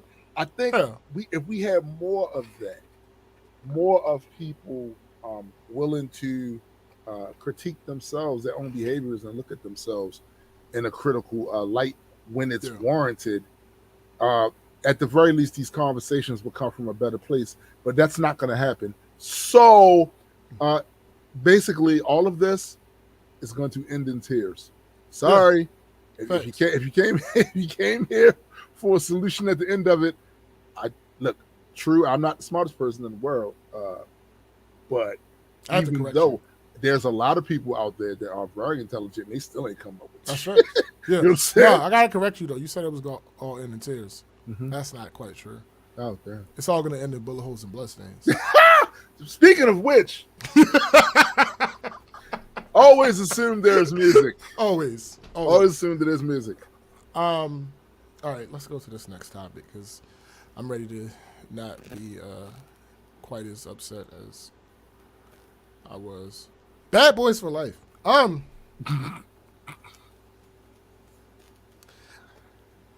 I've been seeing something else circulate this week that I don't like either. I don't like this either, but it's a lot less personal, a lot less triggering.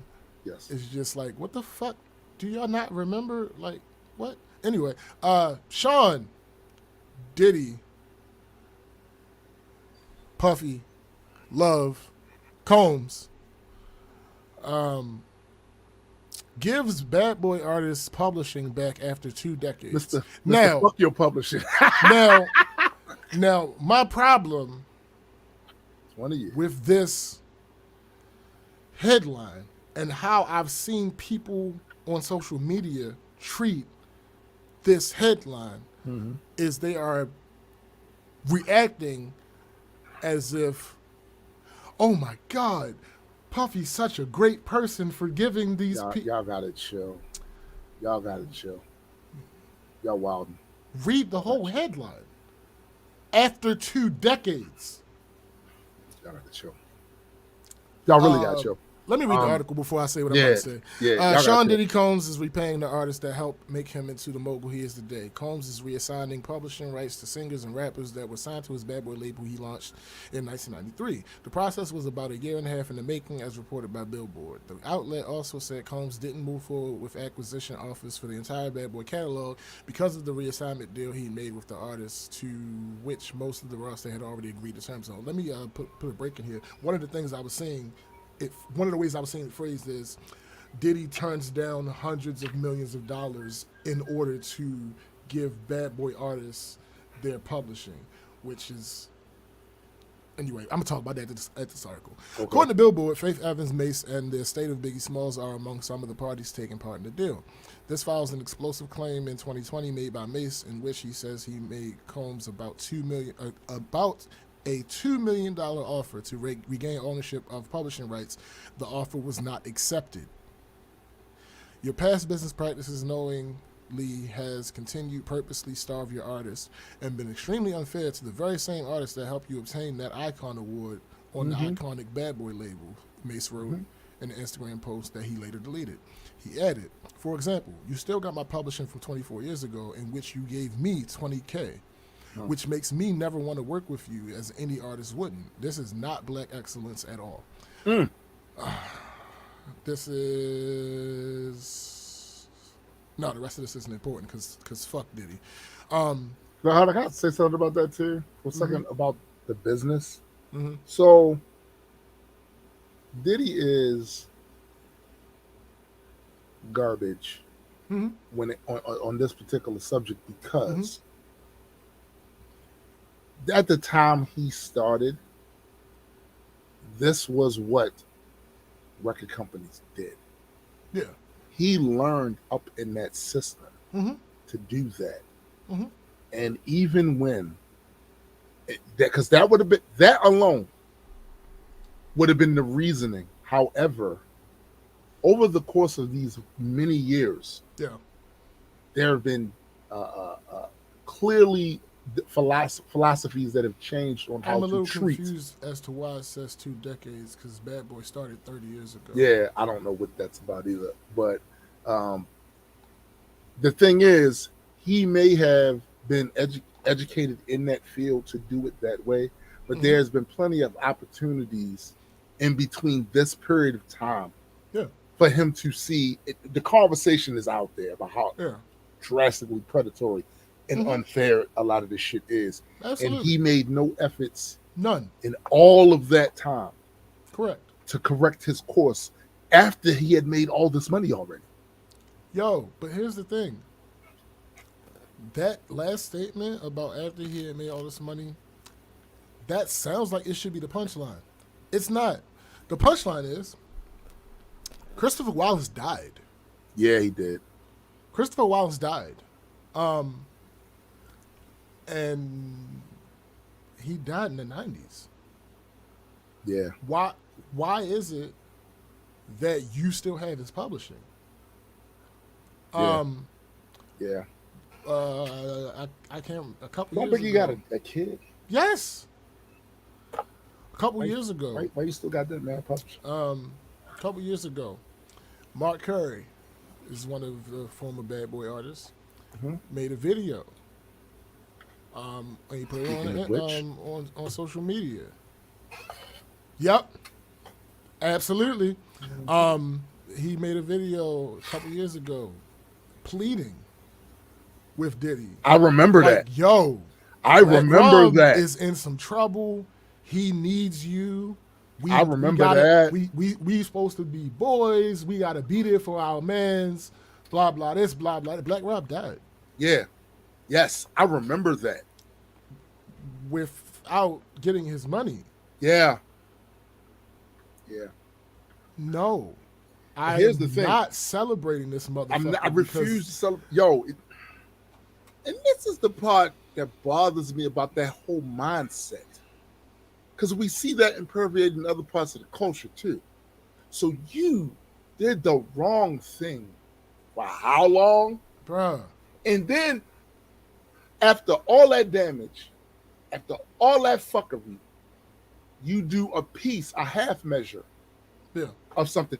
And people start throwing confetti in the air. Bruh, they throwing and roses fireworks at this and feet. shit. And saying Hosanna. I'm like, Hosanna what? to the you fucking nuts. Like, what is wrong with y'all? Y'all can't possibly pay attention. Couldn't. There's no way. Couldn't. Like, Biggie is one thing, but Black Rob. So that just basically the Black Rob shit just happened. Bruh. Like Biggie in Biggie's situation, he was suddenly taken unexpectedly. Right? So that's a little different. With the Black Rob situation, there was evidence that this was coming. He didn't just suddenly die. Right. There was a path of degradation. Yeah. And you knew that was happening. Bruh. You did. But see, also the thing about Biggie that a lot of people get twisted. And really, it ain't just about Biggie. It's about a lot of these situations from back then. There were more business situations than you motherfuckers have been led to believe through the PR and the marketing. Right. There's several stories about Biggie's when he first got signed and he wanted to dress a certain type of way. Mm-hmm. So his man fronted him some money that he had to pay back mm-hmm. to wear all that shit, right? And it's like the perception in most people's minds when they think, at least back then, about Diddy and Biggie, they homeboys. Right. No. That was a business thing. Yeah. And he showed it. Yeah. He showed it by still holding on to the publisher. He showed it. Right. Like that's what? Like matter of fact, I'm gonna read this shit because it's gonna make them. It's going to. Oh my goodness! That don't know. It's gonna make them sound more. He took their car, rolled into the wheels, and warranty fell off, and then tried to give it back. Nah, you used that ride until it had no more miles on it. It's F you, not thank you. Thanks. Let me because I was not gonna read this because fuck him, but now I'm gonna read this because fuck him.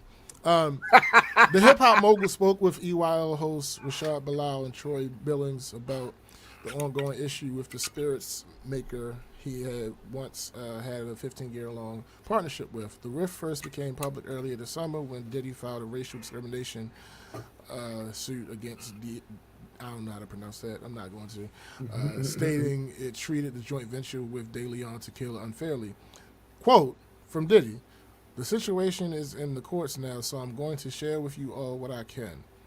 No one is coming to save us. Out of all the business revenue in America, only 1% goes to black businesses. But then it's an accountability from us because we have $1.8 trillion in buying power. And only 2% of that recirculates, so we can't complain. We know what it is. It's time to change the call. We have to unify our dollars or nothing will change." Fuck you. Yo. Because you are single-handedly responsible for families. Not having the several generational wealth. Families. Yeah. Like, what are you? What and the also, fuck? I know you heard that talking point from somewhere, but you gotta realize that when you say that we collectively have such, you're not factoring in all the other things.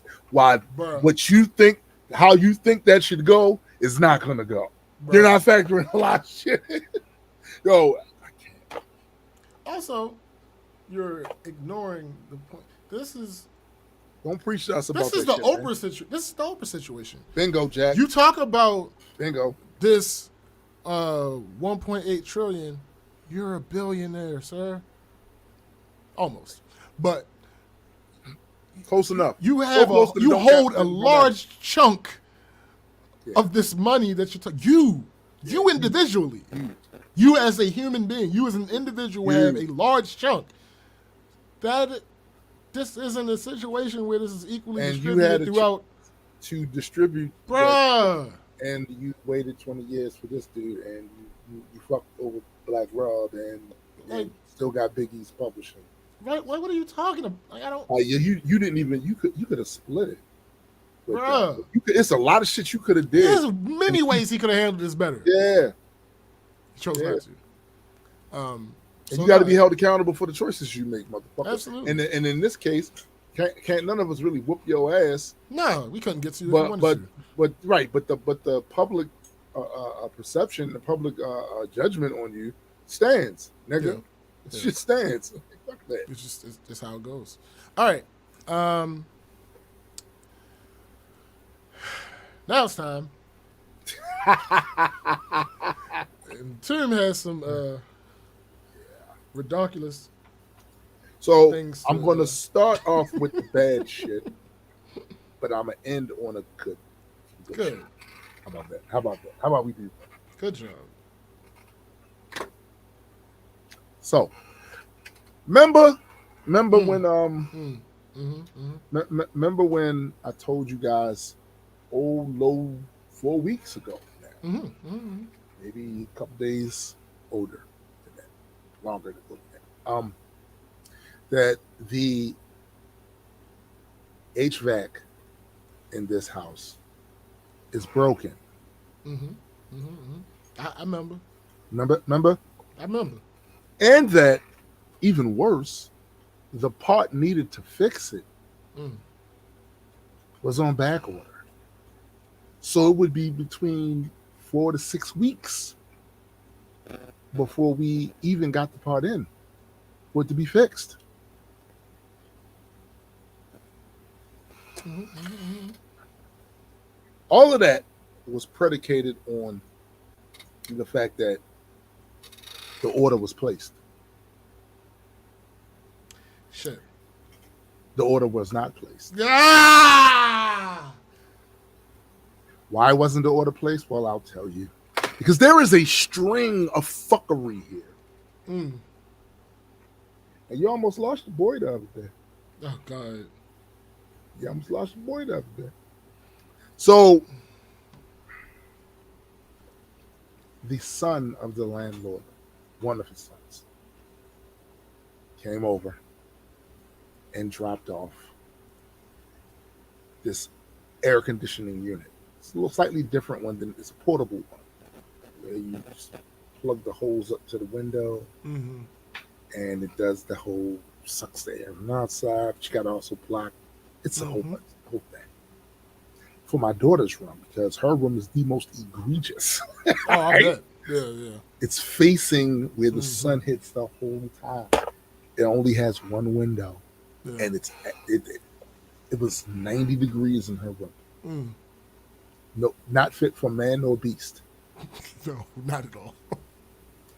This thing, however, has turned her room into the best room in the house. Mm. Talk about an upgrade.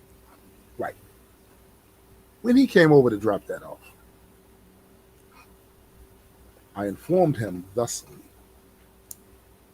when he said that they were sending another maintenance person over. Hmm. I informed him with the part to fix the thing. Well, no, because you see, well, before I get into that, I'll tell you what I told him. Don't you bring another maintenance motherfucker over here to tell us it's broken. Facts. We know it's broken. It's well documented. 4 weeks Yeah. of baking like an omelet. Mm-hmm.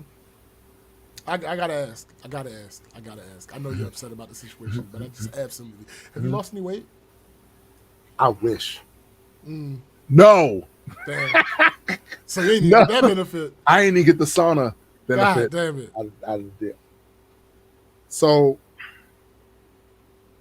as I told him, don't you bring another motherfucker over here to tell us it's broken. Mm-hmm, mm-hmm. Oh no, yeah. Well, like I said, there's a whole chain of fuckery with this. Apparently, the insurance company that the landlord is fucking with, they're pieces of shit. Well-known pieces of shit, Oh. especially in the maintenance field, particularly regarding small maintenance businesses. You know, because that's all they use. They don't Right. use some big whatever. No, It's these guys that got these little businesses that they probably get gigs and shit like that. They use them. And you would Sounds think, promising. that sounds. Hey, this is a great way for these people to get, some work. Except these people have problems getting payment from these motherfuckers. So the type of insurance company they are, apparently, is you pay them the money. And then when it's time for you to use them for what they were there for and you were paying the money for, they find all kinds of ways to not be the helpful motherfuckers they're supposed to be with this, including having you pay half of some shit, not paying the person come up with the service. They got a hard time calling to get their money from them. And as a result of that, the one guy that came over here that told us about the part supposed to be on back order, because of their reputation, his experience with them, he's decided he wasn't going to order the part until they paid him for the labor. What labor? You haven't done anything, sir. The reason he's asking for his money up front is because he has experience with them of not getting his money after he did the work. Right. Or some janky way he got the money. And he wasn't dealing with that. Yeah. So first all my ire was at him because I only knew half the story. Yeah. Why didn't he order the fucking part? It's been 4 weeks. You mean to tell me the part hasn't even been ordered? Yeah. Then I found out why. Now, to be clear, I have more than enough venom for everybody. Everybody can get it. Sure. But at the same time, I got to proportion this venom out. Yeah, because if you don't have to, then, yeah, if someone deserves more. The maintenance guy comes over yesterday. Good African brother.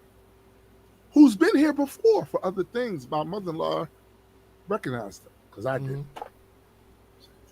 Are you trying to say all Africans look the same? No, I'm trying to say all of you humans look like to me. That's what I'm saying. He comes in, walks through the front door, and this is before, again, there were still certain pieces of data that wasn't connected. He comes to the door, says, hello, my name is Tim. I say, I'm confused, Tim. No, you didn't. Yes, I did. No, you didn't. Yes, I did. Let me help you out. Let me help you out a little bit, because I know in your rage-filled state, your brain wasn't necessarily working the best, right? Generally, for a pleasant outcome, when someone who you are potentially dependent upon for a positive outcome for yourself comes and approaches you, your goal should not be to confuse them. And when the first thing you say to them is, I'm confused, that can only serve to at least temporarily confuse them. And that's what happened. Because you see, he said, well, what is the confusion, sir? Well, I see you have a bag in your hand, but I don't see a part that could fix the thing. And I clearly stated for them not to bring another motherfucker over here telling us the shit's broken. And that's when I got a whole bunch of other shit about all the other data pieces that was missing in all of this. This is not to absolve the landlord at all. Right. Because you chose that insurance company. And there are other things you could have done that you didn't do or you dragged your feet doing that could have alleviated the situation to the point where we couldn't have been mad about it. But you didn't. Did you? No. So you still getting this work. It's still coming. Yeah. And what you're not getting is rent until it's done. Here's the thing about that. Since the thing's on, when the guy came over to look at it, he found other things of course, that were also wrong with it. So now it's more than just about the one part. Now it's about the whole fucking thing. So Monday, there's supposed to be something happening Monday. Hold on. I can't even tell. Wasn't this unit supposed to have been new? Yeah, they literally put this in last year. Last year. That don't sound like it was new. No, what it sounds like is he went to Crazy Ahmed's air conditioner emporium, Bruh. and got a used one or some shit, Right. and brought that up in and shined it up real nice. Turned that some bitch sideways and stuck it straight up out candy asses. That's what it sounded like. That's what it sounded like to me. Right. Heartbreaking the year. We don't do shit but run it. Not just break. Not just break. Break catastrophically. Catastrophically to the point in where there's several a complete ways. System fuck up. Yeah. This thing also affects the heat in here. Yeah, I was about to. So I don't have a timetable now for when this is supposed to get fixed. Monday, some decisions are supposed to be made because now the landlord's wife is involved. Because and she's never. We've been here for almost 4 years. She's never been involved. Yeah. She's involved now. I'm pretty sure she don't play about the money. Right. Right. So people might ask, well, how come you guys didn't go to some hotel somewhere? Well, here's the thing. If he was cheap with that, imagine what he is with what he's willing to. And that's the thing. We did that last year. Yeah. And those beds, that place, you're not going to play in my face. I'd rather live in the heat and beat your ass. If for all that, I'd get more satisfaction out of beating your ass. I mean, right? Sure. But so we don't get it twisted. We have things in here to help mitigate the heat a bit, but it's not the same. Listen, it happens to not be super hot outside today. So the temperature right now, where I'm sitting at right now, is 83 degrees. But according to those people, you should just tell your AC to work. Well, yeah. Also, just tell your AC to work. Don't worry about the other. I looked and shit. I looked at. Just tell your AC to work. I looked at a study about the suggested temperature in any given house. Now, this will vary wildly because people feel differently about their levels of comfort. I don't know what it but is, it's roughly around 75 at the most. This is considered a cool day in here because it's been up to 89, up lots of numbers. And these things that we have to mitigate the shit, when your body gets acclimated, that's one thing. You start to quickly realize how big of a difference this is when I walked into my daughter's room after I connected it, and that thing had been on for an hour. And I said, see, this is how humans live. Right here. Not hard-boiled beef patties. Like us. Right? So, it's... To say I'm not having a good time, would be a gross understatement and disrespectful to the concept of time. Period. All right? And all it is... Time is a construct. Yeah, but it's one I live in. A house is a construct too. I have to live in that. Yeah. It's hot, but it's So on top of that, of course, I'm still waiting to get our books back, at least the proofs back from these places. So that's also something I got to deal with. Monday, I'm gonna call these say, well, what's the status? Because yes, it's only really been a week, maybe. But I'm trying to get a status update on when this shit is coming. Absolutely. So I can. Now, I did send out this week, and we're moving into the good part of this right now before I lose my fucking mind. I did send out to all of the Kickstarter supporters who supported the PDF tiers. That's PDF tier 1 and 2, which is issue 1. That tier by itself, and then there's another tier where you get issue 0 and issue 1 in a bundle, right? The PDF of those things, they have been sent out, and for those of you who have got that and haven't yet, go check your Kickstarter messages, because the link to not just the books, the PDF books, but also the digital versions of the stretch goals, those as well, as far as the 2 issue, the backstories. That by the way is connected to issue 1. That's literally after the main story. We go right into the back history stories in that book, so it's a few more pages and all that shit. Also, the digitals of the prints, mini and large, and the digital versions of the trading cards. All of that is in that folder. So if you have not yet, go check. And if you have any issues, contact us at majesticcomics.inc@gmail.com, and I can send you a link directly to your shit. I wanted to put that out there to let people know, because I did post about it, but these algorithms is weird. It's weird. They are. Everybody not going to see everything, and I will continue to tell people, yo, go check your Kickstarter. You got your shit. Go check your Kickstarter. Oh, my bad. Well, look, I'm gonna do my part anyway. Okay. All right. Can't really argue past that. The last thing. I ain't get mine.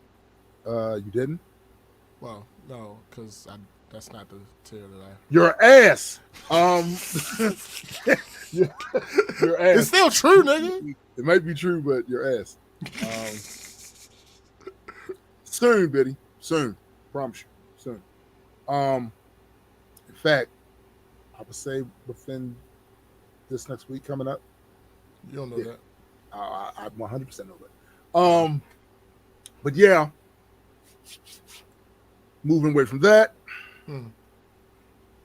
So you guys know I am a person that very much enjoys anything that has space and cosmic themes. You don't say. Yeah, it's true. I even named the album Cosmic. You know what I'm saying? Like, I very much enjoy those things. The comic book has a cosmic type thing going on there, right? And I have played video games, numerous video games, from No Man's Sky to some of the Star Wars games. I played the Star Trek MMO, and I played Elite Dangerous, although for a very short period of time because I really didn't like it, and Star Citizen. And each one of these games has things about it I liked and things about it that I did not like. But I still enjoyed the pieces of it that were there. So they released Starfield from Bethesda last week. This last week. And I got a chance to play it. And I can say for a fact right now, this is my favorite space-themed game of all of those other games, for a lot of reasons that I'll get into. But to show you just how much, it has been a lot of years since I put in this amount of time in any video game, because I don't have the time. And I've been doing work in between that too. But then go back to that. I'm currently about 20 hours in. And in that short period of time, I'm just saying, that short period of time, and I'm nowhere near finishing. Like, I started the main quest, but this is a Bethesda game. Yep. Imagine Skyrim or Fallout in space. There are mad side quests. And here's the thing about a lot of their side quests too. They feel like whole games. Listen, they feel like whole games. And one of the reasons that I think this game, for me, checks most of those boxes is because there are things about the space game genre that it's not that I mind, but if I had a choice not to do it, I wouldn't do it. They take a Star Citizen, for instance, because this is supposedly close to a space sim. It's not a direct space sim, but it's close to a space sim. They add certain elements to it that give you a very short kind of feel for what it might be like if you had this. And it's almost like a life sim because certain things you are expected to do in here just as part of the gameplay. Right. You would not see this in other arcadey type games.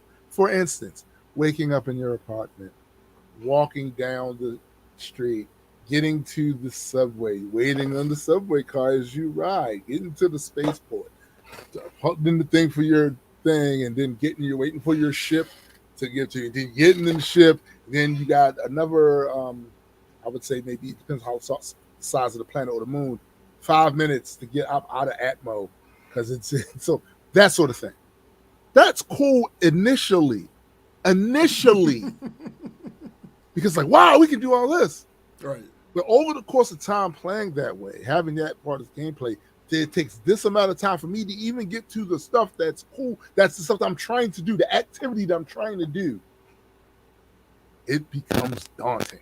Yeah. And it makes me not want to play. Especially when you're running businesses and you're doing other things that does not allow you the same time you used to have to just be able to veg out and play a game all damn weekend, all damn, that sort of thing.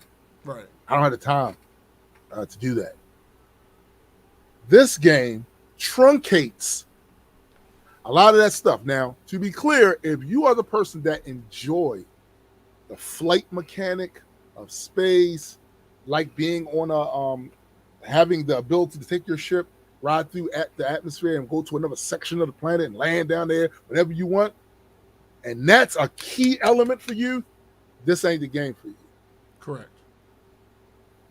Go play No Man's Sky or one of them other ones that do that. If you're somebody that literally wants stuff to do on a planet and stories and civilizations and cities and just a bunch of stuff where space is truncated, but it's still there. Yeah. Like the ships still matter.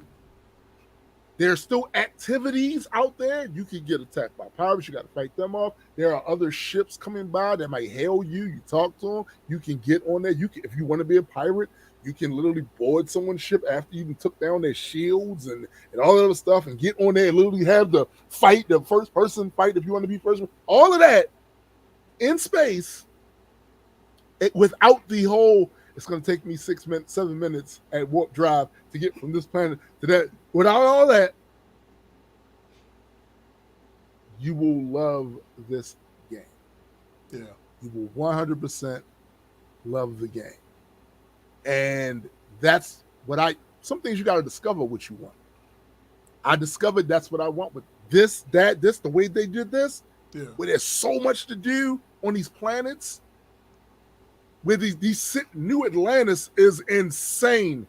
Neon is insane. The Freestar Collective is insane. Aquila City is insane. And these are the only cities I told you about. Mm-hmm. There's 1,000 worlds. And there's at least 10% of them have life. Kind of our odds here. You know what I'm saying? And that's a lot of content, folks. Yeah. It's a lot of content. I love those trappings more so than I love the inconsequential, in my mind, of having to do all of this stuff just to get to the interesting thing. And to be clear, Starfield has some of that too. You can actually own a house or an apartment in those cities, but there's missions you got to go on, the shit you got to do in order to get qualified to be able to do that shit, right? There's a lot of stuff there. But to be fair, that's actual gameplay, though. Right. That's true. That's the other different. Thing. That's actual gameplay. That's actual gameplay. These people who made this game were so focused and wondering about whether they should. Right. That they never stopped and I mean, if they could, so they never stopped and contemplated whether they should. Because there are so many just things that, wouldn't it be crazy if you could do this in a game? Yeah, but because it's a game, it's novel, and the novelty wears off, and the novelty will wear off very, very quickly. And again, like I said, space flight in this game, as far as the flight mechanics and all of that other stuff, it's not as in depth. But as far as activities to do in space, as far as you being able to literally get out of your seat and walk through your massive fucking ship the same way they do in Star Citizen, they got that. And you can build your ships in this. When I'm telling you, there are features here that he didn't even mention. Yeah, of course. It's because that's how you do a real. I am not shitting on Star Citizen, but that's how a real game is supposed to happen. Right. They're supposed to be gameplay is 1, if not 1B. Yeah. That's what's supposed to happen. It's supposed to be gameplay in there, B. That's shout out to my man Sci-Fi. I'm glad you mentioned that, Discord. Sci-Fi actually had a hand in putting this game together, and his name is on the credits. Word. So shout out to my man Sci-Fi. You know, absolutely. Bro, listen, I love the game, and you know, it has way more content than Skyrim, and people are still playing Skyrim after 11 years. So I can only imagine how long people are going to be playing this game, finding new shit. It is 100%. I enjoy it very much, and it has been the one bright spot in this whole debacle of the HVAC going down. Yeah. That's been a bright spot. Now, unfortunately, because it's hot, I try not to play for so long. Because being out in here, the sun, it's not really, that comfortable. But I enjoyed it a lot, and it's probably the least buggiest game that Bethesda has released. There's still bugs in it. Don't let them motherfuckers. I mean, of course, it's because it's Bugfesta. Like, there's still bugs in it, but it's probably the least amount of bugs I've ever seen in a release for a game. And the thing is, Joe just said some people are bitching about unpopulated worlds. It's crazy. Yeah, they are crazy, because here's the thing. It's procedurally generated content on a lot of those planets. So even the worlds that don't have life on it, there's something to do there. Yeah. You know what I'm saying? And just like No Man's Sky, you can build bases. They have this elaborate base system. When I say the level of detail these motherfuckers went to do this, it's insane, bro. These ships are impressive as hell. And listen, I come from out of the Star Citizen thing, where they have massive ships with all these things in there. The funny thing is, most of the stuff in these ships are functioning.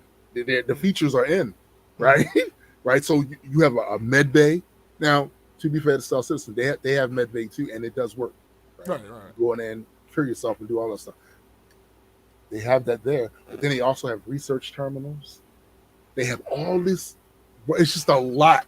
So I strongly would recommend this game for anybody that's looking to always be able to load something in and have something new to do or something for a long time to come.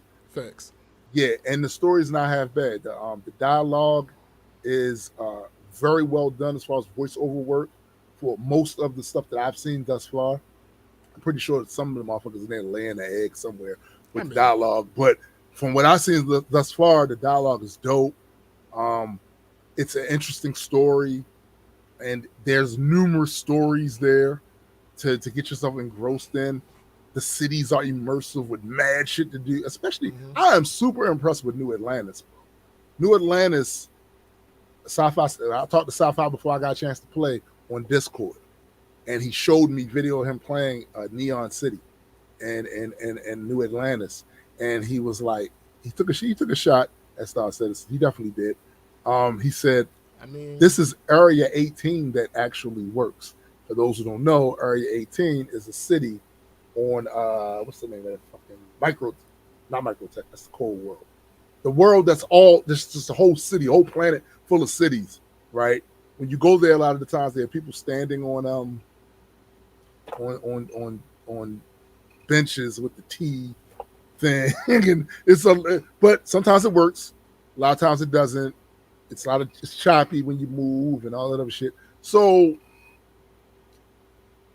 he basically took a shot because I understand how he felt about it. Like, yeah, we played that game for years, and these things aren't fixed. It's still an alpha because of feature creep. A lot of that is the supporters' fault, by the way, because when they put that shit out saying we can end it right here, this is it, we can be finished. They took a vote, and the supporters like, nah, put the other features in. So you got what you paid for, right? You got what you paid for. You know what I'm saying? But if you want that experience, a piece of all of those other ones, No Man's Sky, a piece of that is in there. A piece of Star Citizen is in there. A piece of Elite Dangerous is in there. All that other stuff right here in a functioning package with plenty of story, plenty of content. It's dope. And that, sir, oh, and after this, I'm going to get something to eat, and I'm probably going to jump back in. That was my week. Facts. Art core. That's it. Right. I don't really have nothing. Like, nah, like, because I felt like as that one topic kept building and building, and I was adding more and more to the notes on it, like, other things just kind of, Yeah. It was just one thing about work. All right, Joe. It's just stupid. Excuse me. I understand, because people be dumb. People be dumb. I understand wanting to make sure that you're doing something right. Right? That makes you. I mean, when you're relatively new to a workplace and Right. you want to make a good impression. You want your work to be right. You want to do all those things. I get that. I applaud that. I respect that. But why are you asking the same question 4 fucking times in a row? Did they get the answer they want? Every time. I'm sitting at this rental office, and this agent is asking this other agent. She says, does this whole property have only one zip code? The lead agent says, yes. You would think That's it. that would be the end of the conversation. Nah, That is it. That was over. No, I didn't talk no more about that. Nope. Alien shit that's going on. No. The next question was, even though we have a part that's city and a part that's county, lead agent says, yes. Again, this is another jumping off point for the conversation. Like, I feel like your request was adequately fulfilled. Right. But no. It was. No. The next question. Let's say that one of the streets on this property is Main Street. Next question. Even Main Street?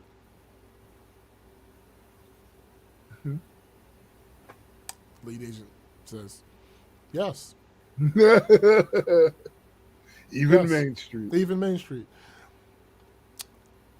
And then, here's another natural jumping off point for this conversation. But no. That's crazy, Discord. The next crazy. question.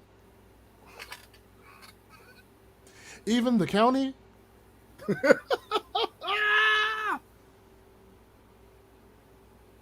Ma'am.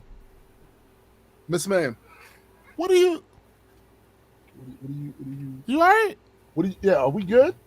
Yeah, because, like, is there a problem here? Like, are you stroking out? Like, what the fuck? Nigga!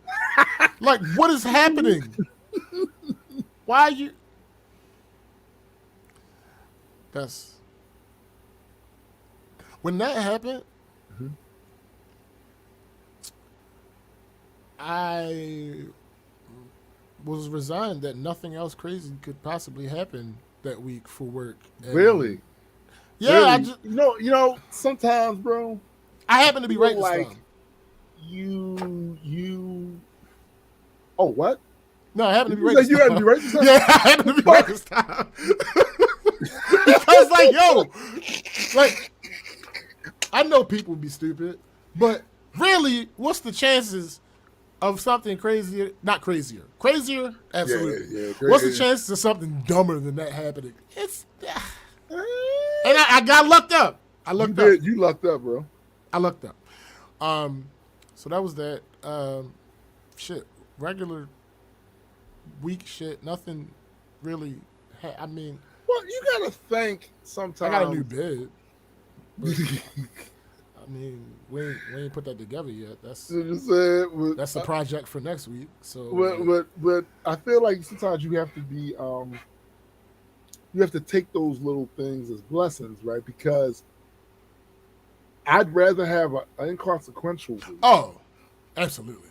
than one filled with frustration just so I could 1000%. get on here and rant to you guys. I would much Yeah. rather have a No, don't get me wrong. I like the content, but yeah.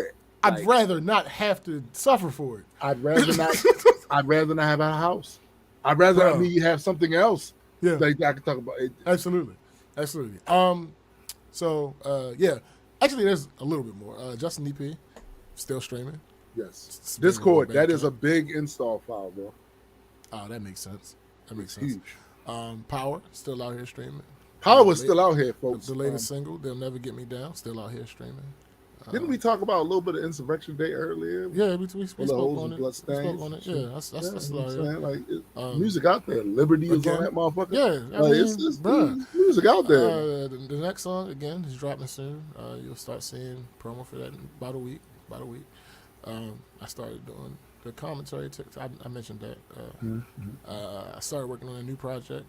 Music. It's going to be a concept EP, but it won't be out for a very long time because I still haven't released this album. Well, yeah. I think it's probably going to release this album in December. Okay. I still got like 1 or 2 singles to put out first. I did come up with a new IP. I actually have an idea I'm gonna talk to you about after this. Dude, it's not a fleshed out idea, but it's right. something with a twist. All right. Word. So, yeah. I have no idea.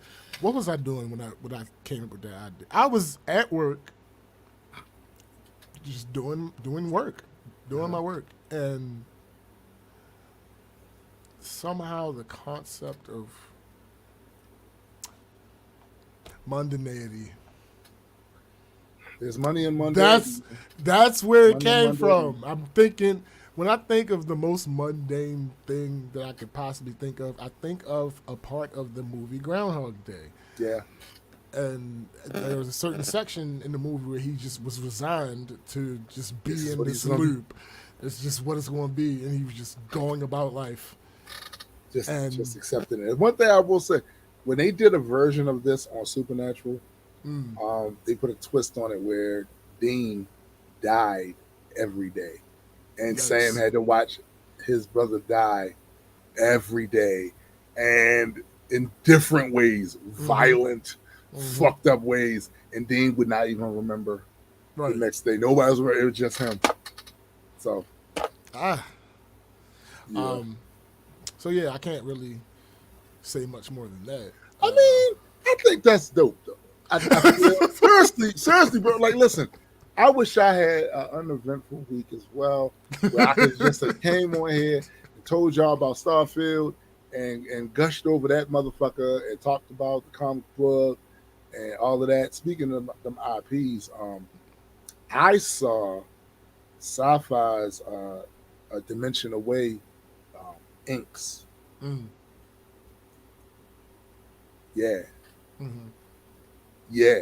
And I know that Chris Colburn, with his Singularity book, is moving the chains with that as well. That he's in, I think, the coloring stage at this point, right? So good things are definitely taking place. Good things are happening. It's just that fucking with these goddamn printers, man.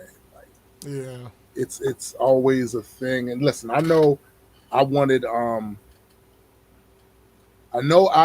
that was Loki that did that Discord. I wanted I wanted to be able to do fulfillment fast every time. Mm-hmm.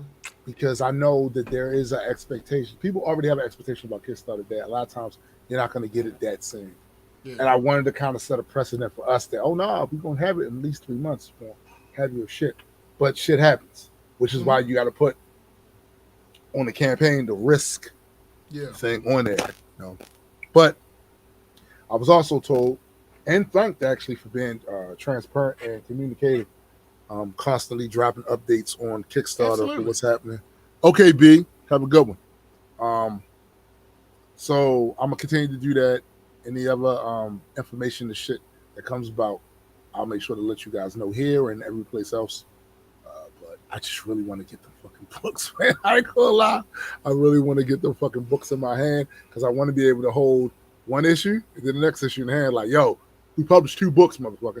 These are small steps, but these motherfuckers matter. And just like when your book get published, when sci-fi book get published, when Chris books get published, I'm having all them books in my hand. Like, look, this is what we do at Majestic right here. This is what we do. What is you talking about? All facts. All right. Little dumbass of the week. Okay. It's not a traditional one necessarily, but and it's actually not even new. It's not even new. This is old as fuck, but it came across my desk this past week. Right.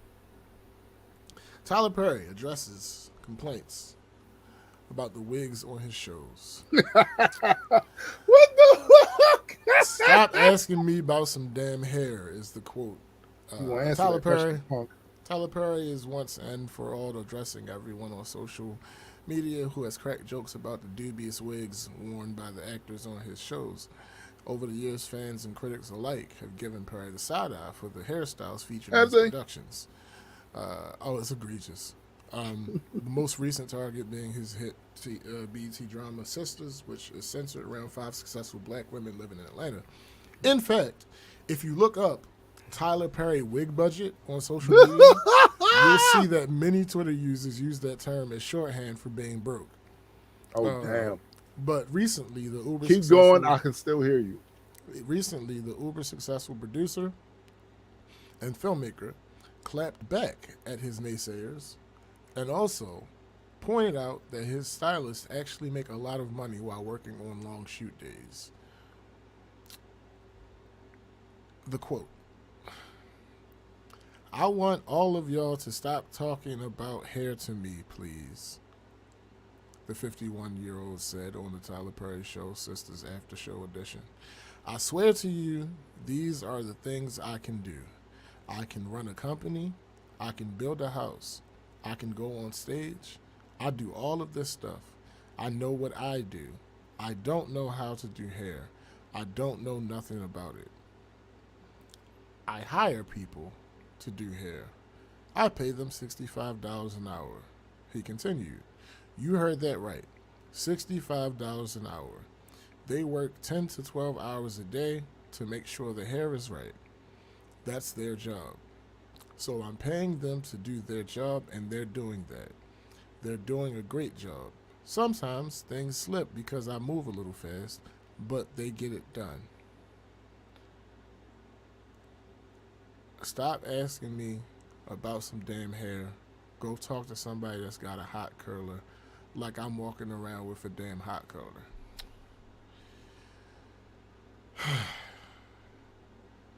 No, Tyler.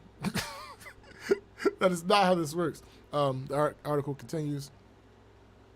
Despite his explanation, some were still skeptical, pointing out the results speak for themselves.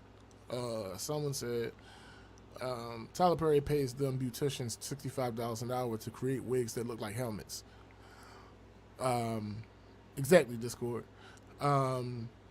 Another one, Tyler Perry says he pays hairstylists only set $65 an hour to work 10 to 12 hours a day doing hair. Ain't no way the wig should look that bad. We know better. Instead of him getting upset, he needs to listen and hire better hairstylists. As the hair debate continues, one thing Paris fans can all agree on is their excitement that his most famous character is finally making a comeback. Medea is officially blah blah blah blah blah. While Perry announced that he would be hanging up his Medea costume for good in 2019, he's already itching to get back to it. Is there anything else about this goddamn? First of all, can I say something about that? Like, nigga, Tyler, you are in charge. A couple of things about that. That's one. You're in charge. You're the guy. So the complaints are gonna go to you. We don't know the names. None of those stylists that you're talking about over there. Nope. And you said you're paying them $65 an hour, right? That's great money. But the that other thing you're being robbed. You're being basically. But that's the other thing that I am confused about. Why are you talking about this? Why are you even bringing this up? Has it stopped your money? These motherfuckers are still going to see the shit you put out, which I am not a fan of. I'm not. I think it may have been a couple of things he may have had a couple of scenes. I said, that's funny, but most of it is just it. But there's obviously an audience for it. Absolutely, right? Absolutely. You're still getting your bread. Why are you even commenting on this? Who asked him about that shit? Was it an interview? A bunch of people. Oh no, this is a thing. Now I know it's a thing online, but here's the thing. I want to amend what you just said, though. Mm-hmm. Not why are you talking about this? Why are you talking about this if you weren't going to say anything meaningful? Yeah, like you're literally talking about shit gonna remain the same. Fuck y'all. Yeah. So why even talk about it? Like, why even address it? Yeah. Don't understand. Look, because his feelings was hurt. Well, but I'm trying to figure out why his I feelings guess. That's the only thing I can think. I'm not about to address him. Listen. In a similar scenario where I have control over a thing and what happens with this thing does not happen. Nothing happens with this thing that I don't approve. Right. If there is an issue that someone else has with this thing and I don't plan on changing it, I'm not fucking addressing it. I'm not addressing it. And what else is, not only am I not addressing it, but if this ain't a deal breaker and you still spending money to come see my shit and do this and do that. Yeah. And it's like, bro, why even address it? You just made yourself look worse. He did. For no reason. He really did. For no reason. Because yes, they're fucking terrible. Let's be clear about this. Even though we're saying what we're saying, they are fucking terrible. It is fucking ridiculous. So, but you basically put yourself out there. You made things worse. Oh. One, you ran around. You just told everybody you are overpaying for that, like by leagues, by magnitude, like orders of magnitude, overpaying for that shit, bruh, or lying about how much you paid them. 60. Because think about it for a minute, bro. $65 an hour, and they work 10 to 12 10 hours. to 12 hour days. Yeah.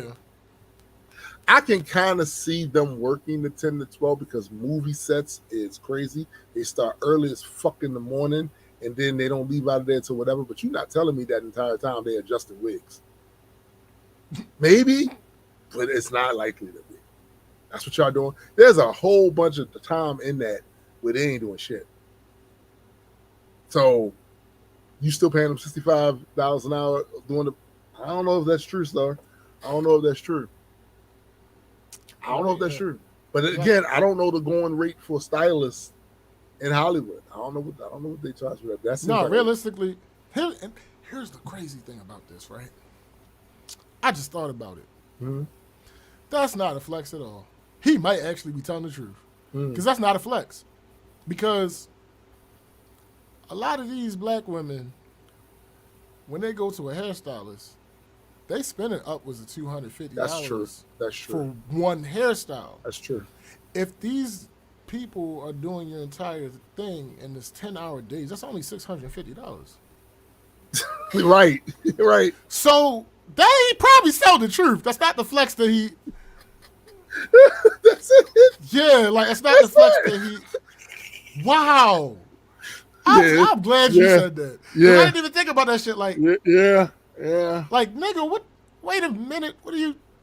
No, that's not how this works. All right, flex. let me. Not a flex. Cause I know all y'all don't watch Tyler Perry stuff.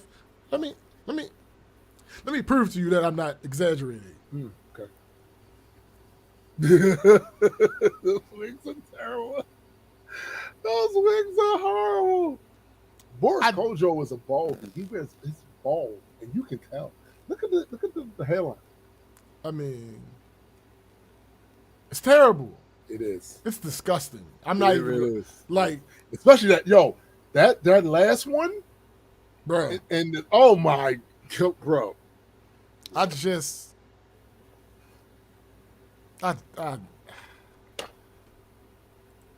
but as terrible as it is, again, if you wasn't going to do nothing about it, you don't need to hear your feedback on it, sir. At all. You really don't. You could have just shut the fuck up. See, and we're back to that. You notice how that circle keeps winding back around, back to you could have just shut the fuck up. See, I exercise that shit a lot on social media, man. Bruh. There was the time when I would put a take on there about a lot of things, talk about a lot of shit. You don't see me doing that as much anymore. I'm very targeted. I'm going to promote this comic. If I see something that's wholesome and funny that my family like, and y'all might like the shit too, I might share that. Mm-hmm. If I see SPJ wilding online, I might insult him. I see Addy doing that, I might troll him. I troll my friends. Yeah. But all of that, it's just too much of an opportunity to have looked back at it and said, I should have just shut the fuck up. The caption for that photo I just shared was $1 million budgets, 10-cent wigs. Nigga. Like, I don't know. And listen, Tyler Perry is uber successful. Absolutely. Uber successful, right? So, don't get it twisted. This is but that in itself is why I'm wondering why, if he's not going to change it, why he even addressed it. I don't get it. Because stupid. Because feelings. I don't know. I don't fucking know, yo. I couldn't tell you. That's people have said much worse about him, bro. People have said much worse. Absolutely. But I don't know, yo. I don't know. I'm trying to give you an answer. I can't really think of a good reason, again, why you would address this, especially with not having any fucking plans to change anything. Right.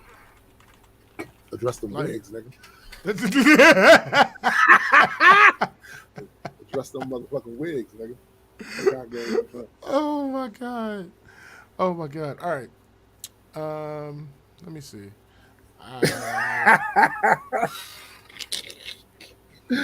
Mighty Mike Gleason. I mean, sure. Yo, this is one of the things I miss about Addy doing his game streaming shit. The Trollagram. Oh goodness. All right. So, trying to grab a couple so that we can be a little fluid. I mean, okay. Gotta find. Oh yeah, gotta find some egregious shit. Okay.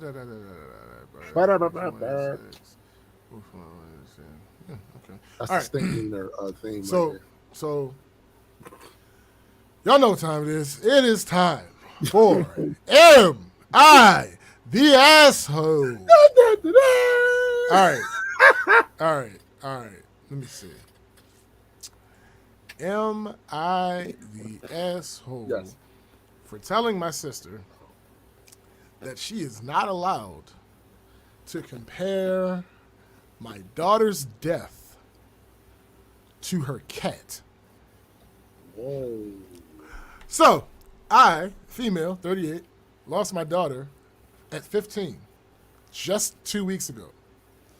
She had leukemia 4 years ago, and it just Jeez. ended up spreading throughout her body. She fought very hard for a long time. Cancer, such a bitch. I watched my poor baby suffer so much because of That's it. ass. Anyway, since the loss of my daughter, a lot of people have been trying to comfort me.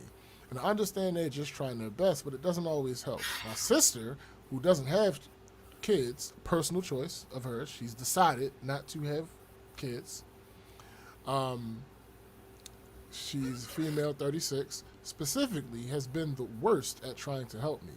A year ago, she had to put down her 16-year-old cat, whom I lost a pet before, so I knew how difficult that could be. But it's different than losing my actual human daughter. She has said things like, I know how you feel because of the loss of my cat. She was my child. I understand animals are like family, but my daughter and her cat aren't the same. I was trying to just ignore her and let her comfort me with how she felt. But today, she came over and started talking about how she knows exactly how I feel because of her cat. I finally got upset and said, no, you don't. Why would Yes, pets can be part of a family and mean a lot to you. I understand losing your cat was hard, but my daughter was my daughter.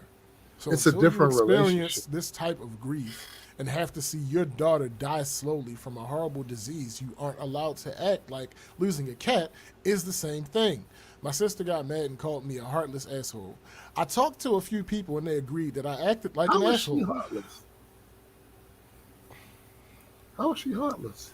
because, and I hate to say this, but I'm generalizing. Mm-hmm. Animal people are pieces of shit. Often. Mm-hmm. Often. Luckily, clearly not all, Right. but a lot of times, people be pieces of shit. Yo, how could you say? Listen, I lost my boy. Mm-hmm. Charlotte. That shit Mm-hmm.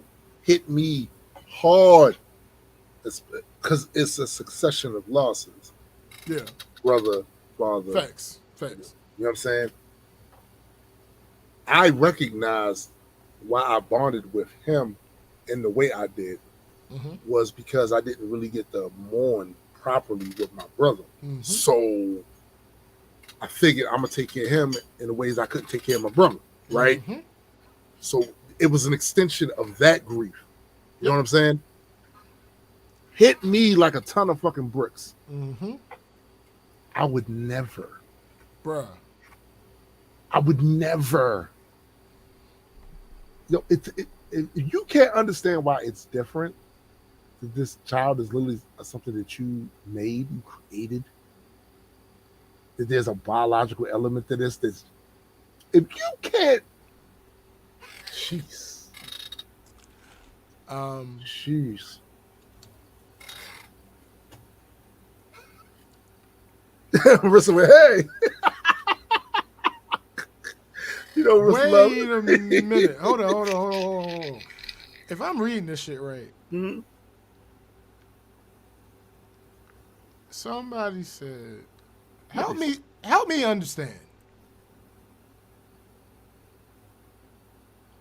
Someone said leukemia doesn't metastasize / spread. Calmer farm elsewhere. Facts, sis. Facts. Also, you would think you would know how to spell the disease given how much paperwork. Nah, that part's not important. Sincerely, a mother The who actually Santa lost a stalker. daughter. Oh, sorry. A mother who actually lost a daughter. P.S. I'd say making up and killing off a daughter for fake internet points means you're the asshole. What? What? Whoa. What? Are they saying? Is this woman accusing her Mm-hmm. of lying? Yes. How would she know that? Yeah. I don't know. Let me see. Is there another?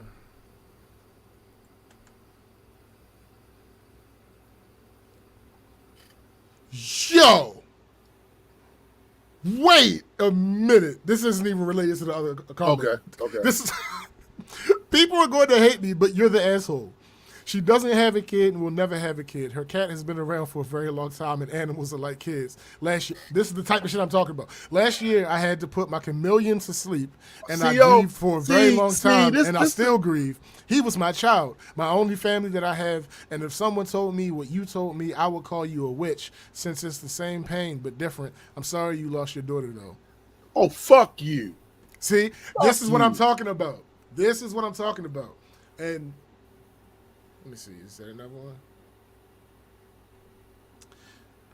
You're the asshole. You don't get to judge the bond she had with her animal. To her and me, pets are far more important and devastating to lose. She was trying to offer you empathy and you shit on it. This is what I'm talking about. So sis, don't take offense. I'm excluding you from this situation, but don't act like. She just said here, irrational people are pieces of shit, and it's irrational to compare bonds and things.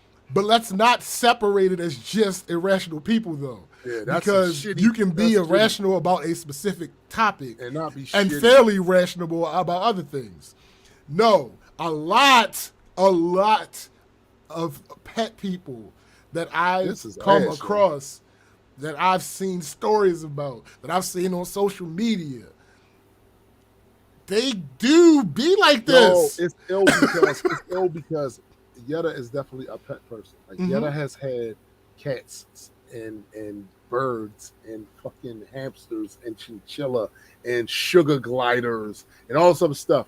And she dotes over them in a way that where I come from, people didn't dote over their pets. Because people couldn't afford to be taking them to the vets and shit all the goddamn time for checkups, this and giving them insurance and all this other stuff, right?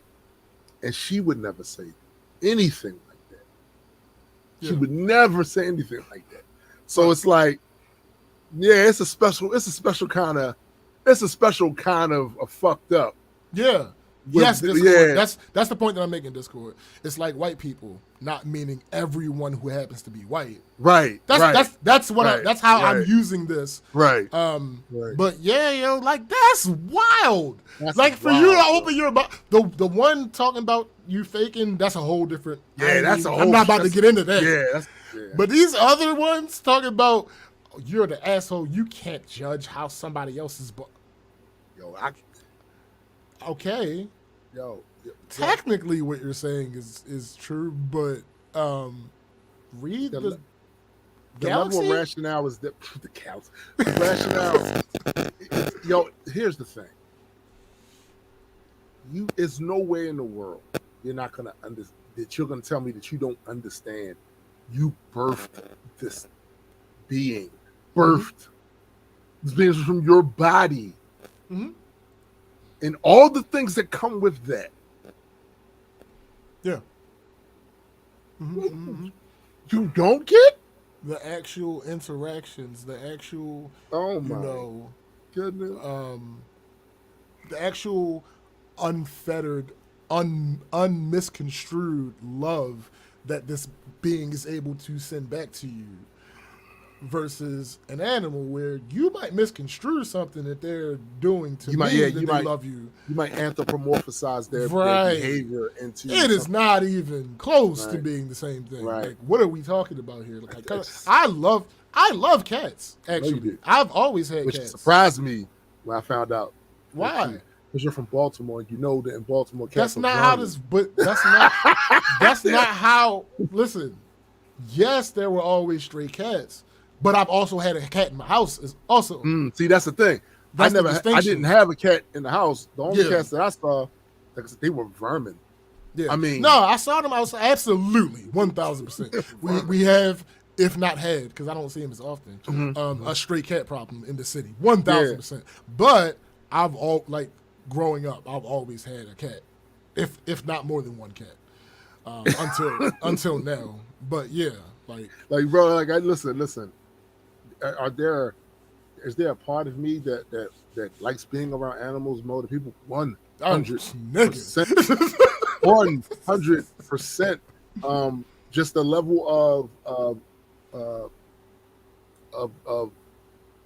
I don't know what word we can use to describe reciprocity that you get from a pet when you got some of these motherfucking people who you Mm-hmm. will do all this shit for, and they will give you their ass to kiss. Facts. And I have never had that experience with a certain range of pet. Yeah. Because I'm not talking about a lizard or something like that. Right, No. right, right. I'm talking about like Oh, that's the other thing. For this motherfucker to be like, I lost my chameleon. chameleon. Fuck out of here. Fuck out of here. Fuck out of here. Like, bro, like, you get a lot from these sorts of pets, dogs, cats, and I'm sure there are other ones too that have that same. Because I've just found out recently how smart rabbits actually are. Mm-hmm. It's a lot of these other animals that we don't think about as a traditional pet that are actually very intelligent. Absolutely. Very intelligent, up to the level of cats, dogs, whatever. And there's a bond there with these creatures, 100%. But to compare that to a child that you birthed, you brought into this motherfucking world. No, you wildin'. You wildin'. Like super wildin'. You wildin'.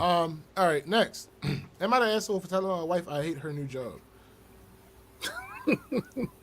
My wife, 37 female, and I, 38 male, have been married for 12 years and have 3 kids, 10, 8, and 6.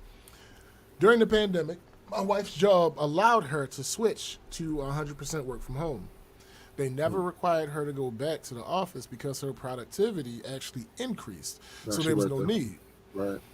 It made things easier for us too. I dropped the kids off at school / daycare in the morning, and she picked them up in the afternoon. She was able to keep up with a few things around the house during the day. We saved on gas, we saved on car maintenance, etc. A few months ago, she was contacted by a recruiter about a job. It would be a nice step up in her career path as well as a boost in pay, but there were drawbacks. The company had no work from home policy and would require her to work in the office. This was apparently non-negotiable. It would also be a 45-minute commute for her. We talked this over a lot, and I expressed my concerns about how this would impact our daily lives. I told her that I don't necessarily think that the bump in pay is worth the major changes to our daily lives, not to mention the stress that a long commute can have on people that could impact their mood and how they interact at home. She assured me that everything would be fine and that we would adjust as a family, and soon the new routine would just become our new normal. I told her that I would never tell her not to take the job, but I just don't know if it's worth the changes that it's going to bring. Ultimately, the decision was hers, and she accepted the job. She's been there about 10 weeks now. To say it has been an adjustment is an understatement. She wakes up and leaves before the kids even get up. She'll help get a few things ready for them before she goes, but the entire morning kid routine is on me. I also do both drop off and pick up for all the kids too. Evenings have been a huge mess because I get home and try to get the kids distracted while I start dinner.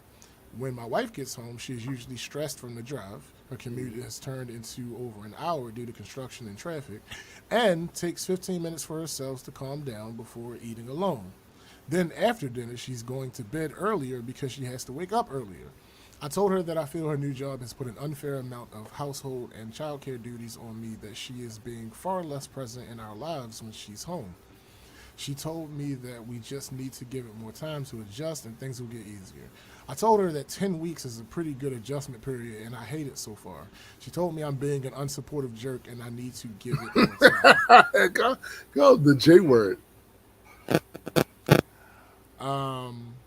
And they made an edit. It says, I don't have the emotional bandwidth right now to deal with the huge amount of sexist BS I'm getting here. Those kind of responses are why men don't open up when they feel exactly like I do right now and just bottle this up. I have to get ready to pick up my kids. They're getting Happy Meals tonight because fuck it. All right. Let me read a couple of the comments before. Yeah. Everyone sucks here.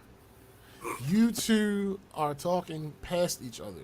You say you wanted to come up with solutions, but you don't suggest any actual solutions. She was dismissive of your concerns and also didn't suggest any solutions. She's making more money. Use that to outsource some of this stuff. As a general matter, I don't think it's fair to expect that over the course of a lifetime, your spouse's career will never require you to pick up the slack at home. Yeah, I was These thinking things that. tend to shift. She handled more stuff while she was work from home. Now it's your turn. If it's unsustainable for you, then absolutely talk about solutions. But I hate it. It's not a solution. No, I got to fight back. I got to fight back with this comment because Really? you're making assumptions. Well, You're yeah, making assumptions. there's a whole bunch of You assumptions. two are talking past each other. You say you wanted to come with solutions, but you don't suggest any solutions. That's not what happened. Right. He didn't suggest solutions. He said that I know how our life is right now. Mm-hmm. I see what these requirements of this new job will have of you, Mm-hmm. and I foresee them making this our life more difficult.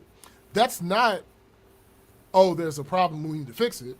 No, I hear you, but technically he's correct when he said that nobody offered an actual solution. No, yes, nobody did, but the comment says you say you wanted to come up with solutions. He does not say that anywhere. Oh, in yeah, his well, post. yeah, that's kind of She was dismissive of your concerns, also didn't suggest any solutions. Okay, she's making more money. Use that to outsource some of this stuff. No, that's not the answer. Because if y'all were fine before, why would I use the increase? Why would I make my life harder to make more money to then use that money to spend somewhere else to make my life easier? That's cyclical reasoning. What the fuck? That doesn't make any sense. That doesn't make any sense. As a general matter, I don't think it's fair to expect that over the course of a lifetime, your spouse's career will never require you to pick up the slack at home. These things tend to shift. She handled more stuff when she was work from home. Now it's your turn. That's not in the fucking original post. The OP does not say that. Wait a minute, So you got to parse some of that because that is one part of that is 100% true. Careers take a different turn. Absolutely. That part, yes. And the spouses have to be prepared to be flexible. You gotta adjust. Absolutely. You got to make the adjustment. Now that last, but that second part is not what the fuck happened. Like, what are you talking about?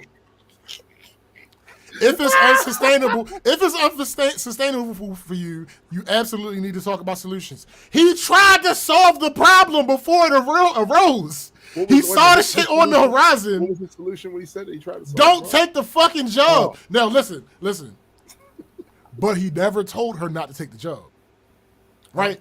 So he said, I don't think this is a good idea, but ultimately the decision is yours. Mm-hmm. How the fuck is he to blame for her making the decision? No, she made a decision. When he said, it's more nuanced, I think, than that. Like if he'd have really showed an objection, like a stronger objection, she might not have took it. We are assuming. I'm talking about based on what the evidence that we have presented to ourselves is. I am not extrapolating. He said to her, this ain't going to work.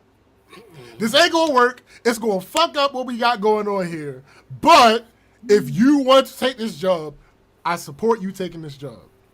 She said, all right, bet. I'm going to take this job. What are we arguing then? Like, hold up. Then what are we arguing for? Like he said. Because it made things even worse than he pointed out in the first place. He knew that. No. See, no. He didn't know that. It made things worse than he expected. Oh. Not to the level. Yes, nigga, it's in the goddamn OP. How is this his? I gotta find another one because this whole thing was labeled as all right. So on the subreddit, what'll happen is some of the posts get what they call a flare. I believe that's what they call it, and it'll give for this particular subreddit, it'll give you what the consensus is. Oh. And all of them don't have it. Right. I try to only pick the ones that have a consensus because they're most likely going to be the most polarizing. Right. Blah, blah, blah. All right. This one's consensus was everyone sucks here. So let me see if I can find another. Everyone sucks. I mean, I can't listen. agree with him. In general, yes. That is always the answer. But, oh no, hold up. No, I don't see another. Maybe it doesn't work the way I thought it worked. Because I don't see another everyone sucks here. Let me see if I can find another you're the asshole. Because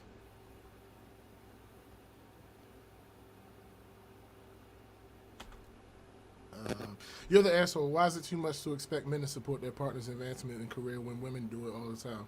Suck it up, soldier. The day of your children too. I feel like you're projecting, sir, or madam. I feel like you're projecting a bit. He told that man to suck it up. Suck it up, buttercup.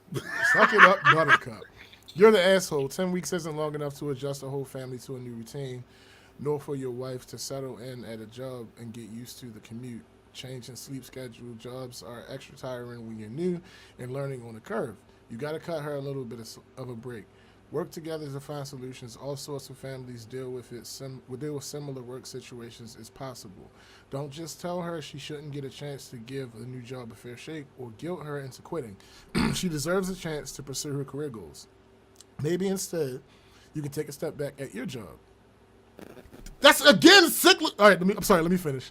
Maybe you can reduce your hours or work from home. I grew up never seeing my dad before work in the morning. We have a great relationship to this day. My mom got us ready for school and back from school and ran a home daycare at the same time. You can do this. You just need to adjust as a couple. Your 10-year-old should be able to get themselves ready for school. The younger kids can be shown how to prep the night before. School bag is ready, clothes picked out. Mom's home during this time, maybe as it's a task she can do with them. Kids can help with dinner even at 6 years old. They can set the table, help unload the dishwasher, etc. as age appropriate. They also should be able to entertain themselves at the school. You can work through this together. Make a plan, assess the distribution of work together. No! What is wrong with it? Yo, am I bugging? Am I bugging? Somebody tell me. Cause hold up, let me address the issues that I see. Yes, right? Yes. 10 issues isn't long enough to adjust the whole family to a new routine. I don't know if that's true. I can see it not being long enough, but I can also see it happening quicker. Nor for your wife to settle in at a job and get used to the commute, change in sleep schedule. Jobs are extra tiring when you're new and learning on the curve. You got to cover a little bit of a break. Okay, cool. Mm-hmm. Nothing egregious there. Mm-hmm. Work together to find solutions. All sorts of families deal with similar work situations as possible. Okay. Don't just tell her she shouldn't get a chance to give the new job a fair shake or guilt her into quitting. I don't think he said that. She deserves a chance to pursue her career goals. Maybe instead you can take a step back at your job. Okay, that's sir. Now, if the reason that she took this job, one of the reasons was because she gets paid more. Mm-hmm. Again, it's circular reasoning to say that he should bring in less money.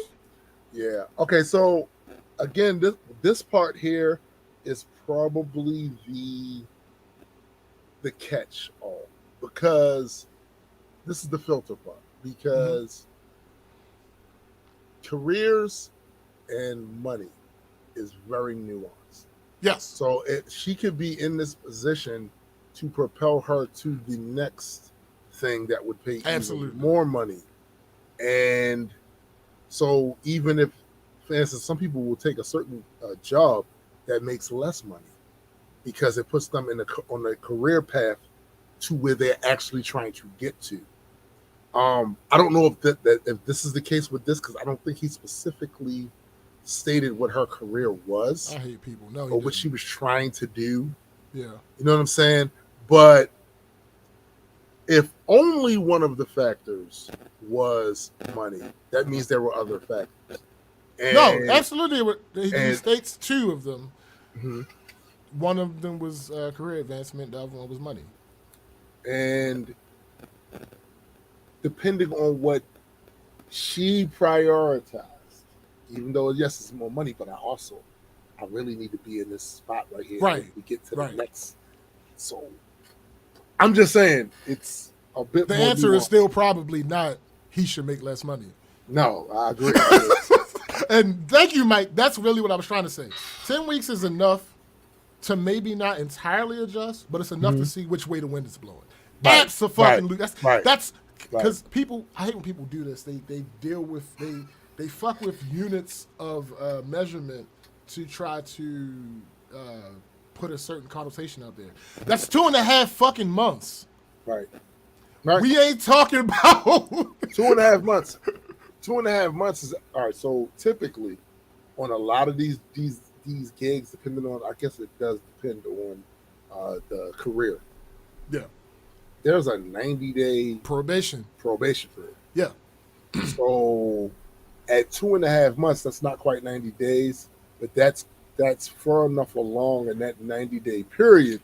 Yeah. Where if they can make assessments on bro what you when are you're bringing, through the vast majority of your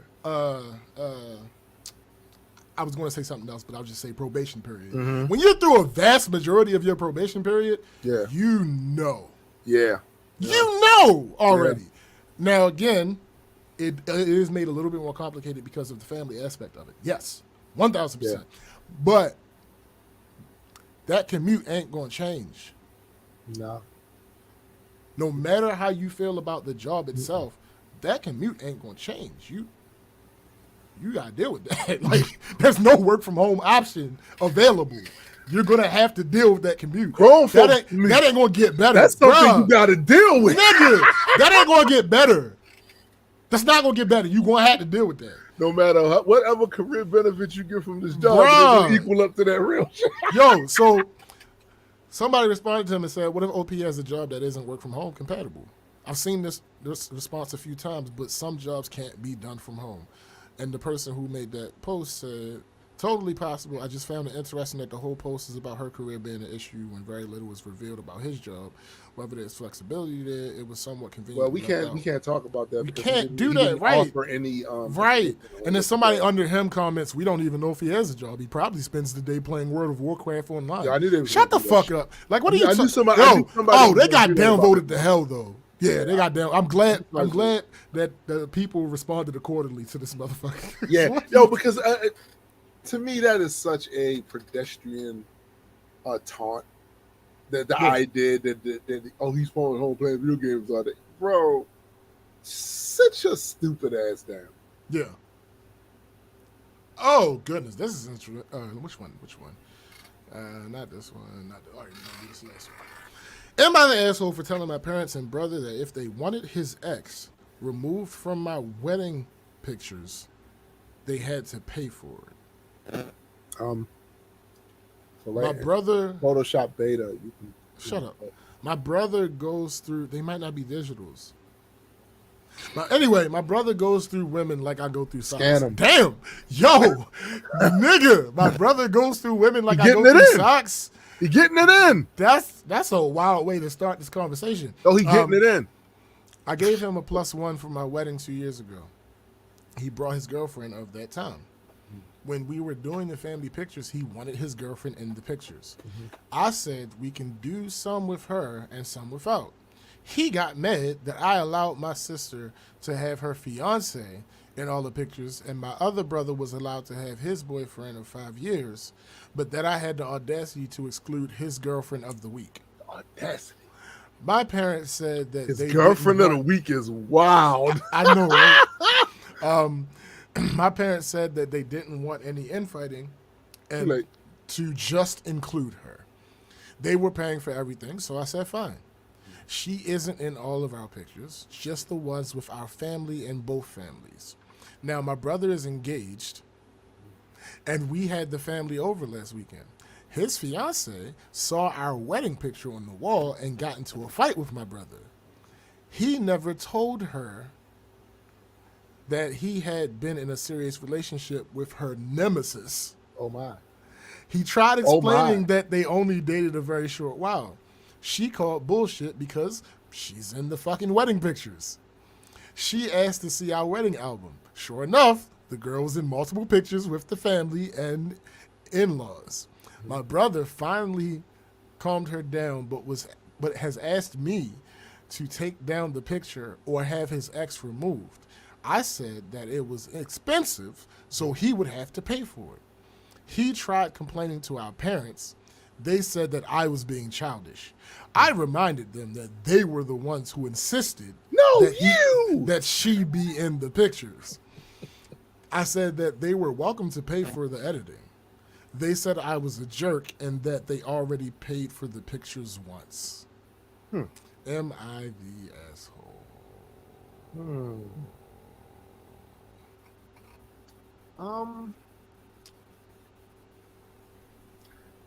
If it's about money, spending the extra money.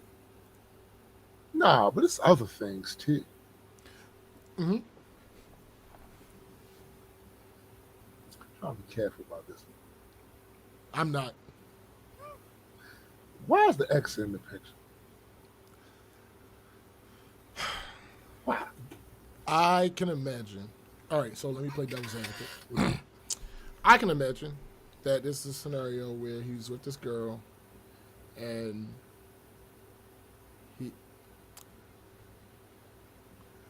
because you asked this question that there is no answer to, I'm going to go ahead and make some assumptions. Okay. I'm assuming that based on her description of him, her limited description of him, that around this time period he was relatively immature. Right? I'm going to make that. So I think it's a safe assumption. If anybody else doesn't, I'm not going to argue with you. Right. He was in a position where he was trying to impress this girl that he was dealing with and make her feel like he was in it for the long haul. One way you do that is taking her to your sister's wedding because it's an important event in your life. Yeah. And once you do that and there are pictures being taken, another way you shore up that you showing that this person is important to you is by memorializing her in these pictures that ideally will last forever. Right? Mm-hmm. That's why she's in the pictures. So is he wrong? Yes. Here's why. Here's why he's wrong. And it's really a similar thing on a macro level to the last one. Okay. I informed you thusly. That's really what it is for me. Because of whatever scenario, because of knowing you personally, because of my experience, because of whatever, I am uniquely situated that I know something is going to go wrong with this choice that you're about to make. And on top of that, that choice is going to affect me as well. I'm telling you, do not do it. Oh, I want to do it anyway. All right. So now that the chickens have come to roost, and there is this issue, now you want my help fixing this problem that you created despite my advice. Yeah. Okay. In this specific situation, but it's going to cost you. You got to pay for it. I do not object to this person that I don't fucking know not being in my pictures. Right. But I'm not about to pay to make it happen. It is. It's going to be what it is unless you pay for it. That's how I it's feel. It's going to be what it is, yeah.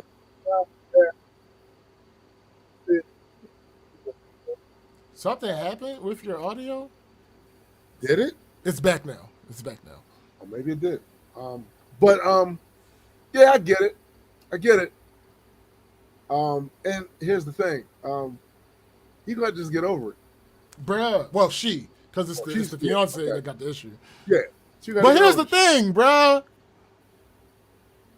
I can't say that I'm mad at her, the fiance. Because if you don't fuck with this girl. Yeah, nemesis is strong. Yeah, bruh. Do I have nemesis? I don't think I have a nemesis. I don't think I have a nemesis as far as anthropomorphized nemesis. Well, that's different. Right. I like a person. An actual person, yeah. I don't have that. I have nemesis. Yeah, things. Conceptually. Abstract. Abstract thing. But I don't have, like, a nemesis is strong. That's not strong. Motherfucker, I don't like. No. Right. Nemesis is that's Superman, Lex Luthor. Nigga. It is Wolverine, Sabretooth. Facts. That's a bit heavy. Facts. Like Do I think at the end of the day it's superficial and she is probably overreacting? Yes. However, you can't tell somebody how to feel. You can't tell them how to feel, especially it was their shit. If they're nemesis? Yeah, like, nemesis. Like, you have no idea. And clearly he had some clue. Now, to be fair to him, he didn't know he would be engaged to this person back then. Right. Sure. Absolutely. I mean, yeah, of course he did. Of course he did. But I informed you. I told you that this is probably not a good idea, and I was trying to be diplomatic because your girlfriend was right there. But I was very clear that this is not a good idea. This is not something you should do. Hey, how about we just take some with her and some without her? No, she got to be in all of them. Yeah, that could have been, No, she got to be in all of them. And now that you've done that. You're being mean. Stop being mean. Let her in the... Okay, cool. Y'all paying for it. I ain't gonna sweat it. But now you're mean. Bro. Yo, I love it. I love it. I mean, McKenna said you paid for the picture, sure, but you didn't plan ahead and had a non-spouse in the pics. Facts. If you wanted to change, you got to get it edited. Facts. I can't even hold you. Like the other brother, yes, they were just boyfriends, but it was a 5-year relationship. Right, no doubt. The sister, the other person was her fiance, and this is some girl that happens to be your girlfriend relatively recently, apparently. I mean, the family pictures? Like, if you want to have pictures with her with just y'all two, makes sense. I ain't going to object to that. Absolutely. But the family pictures?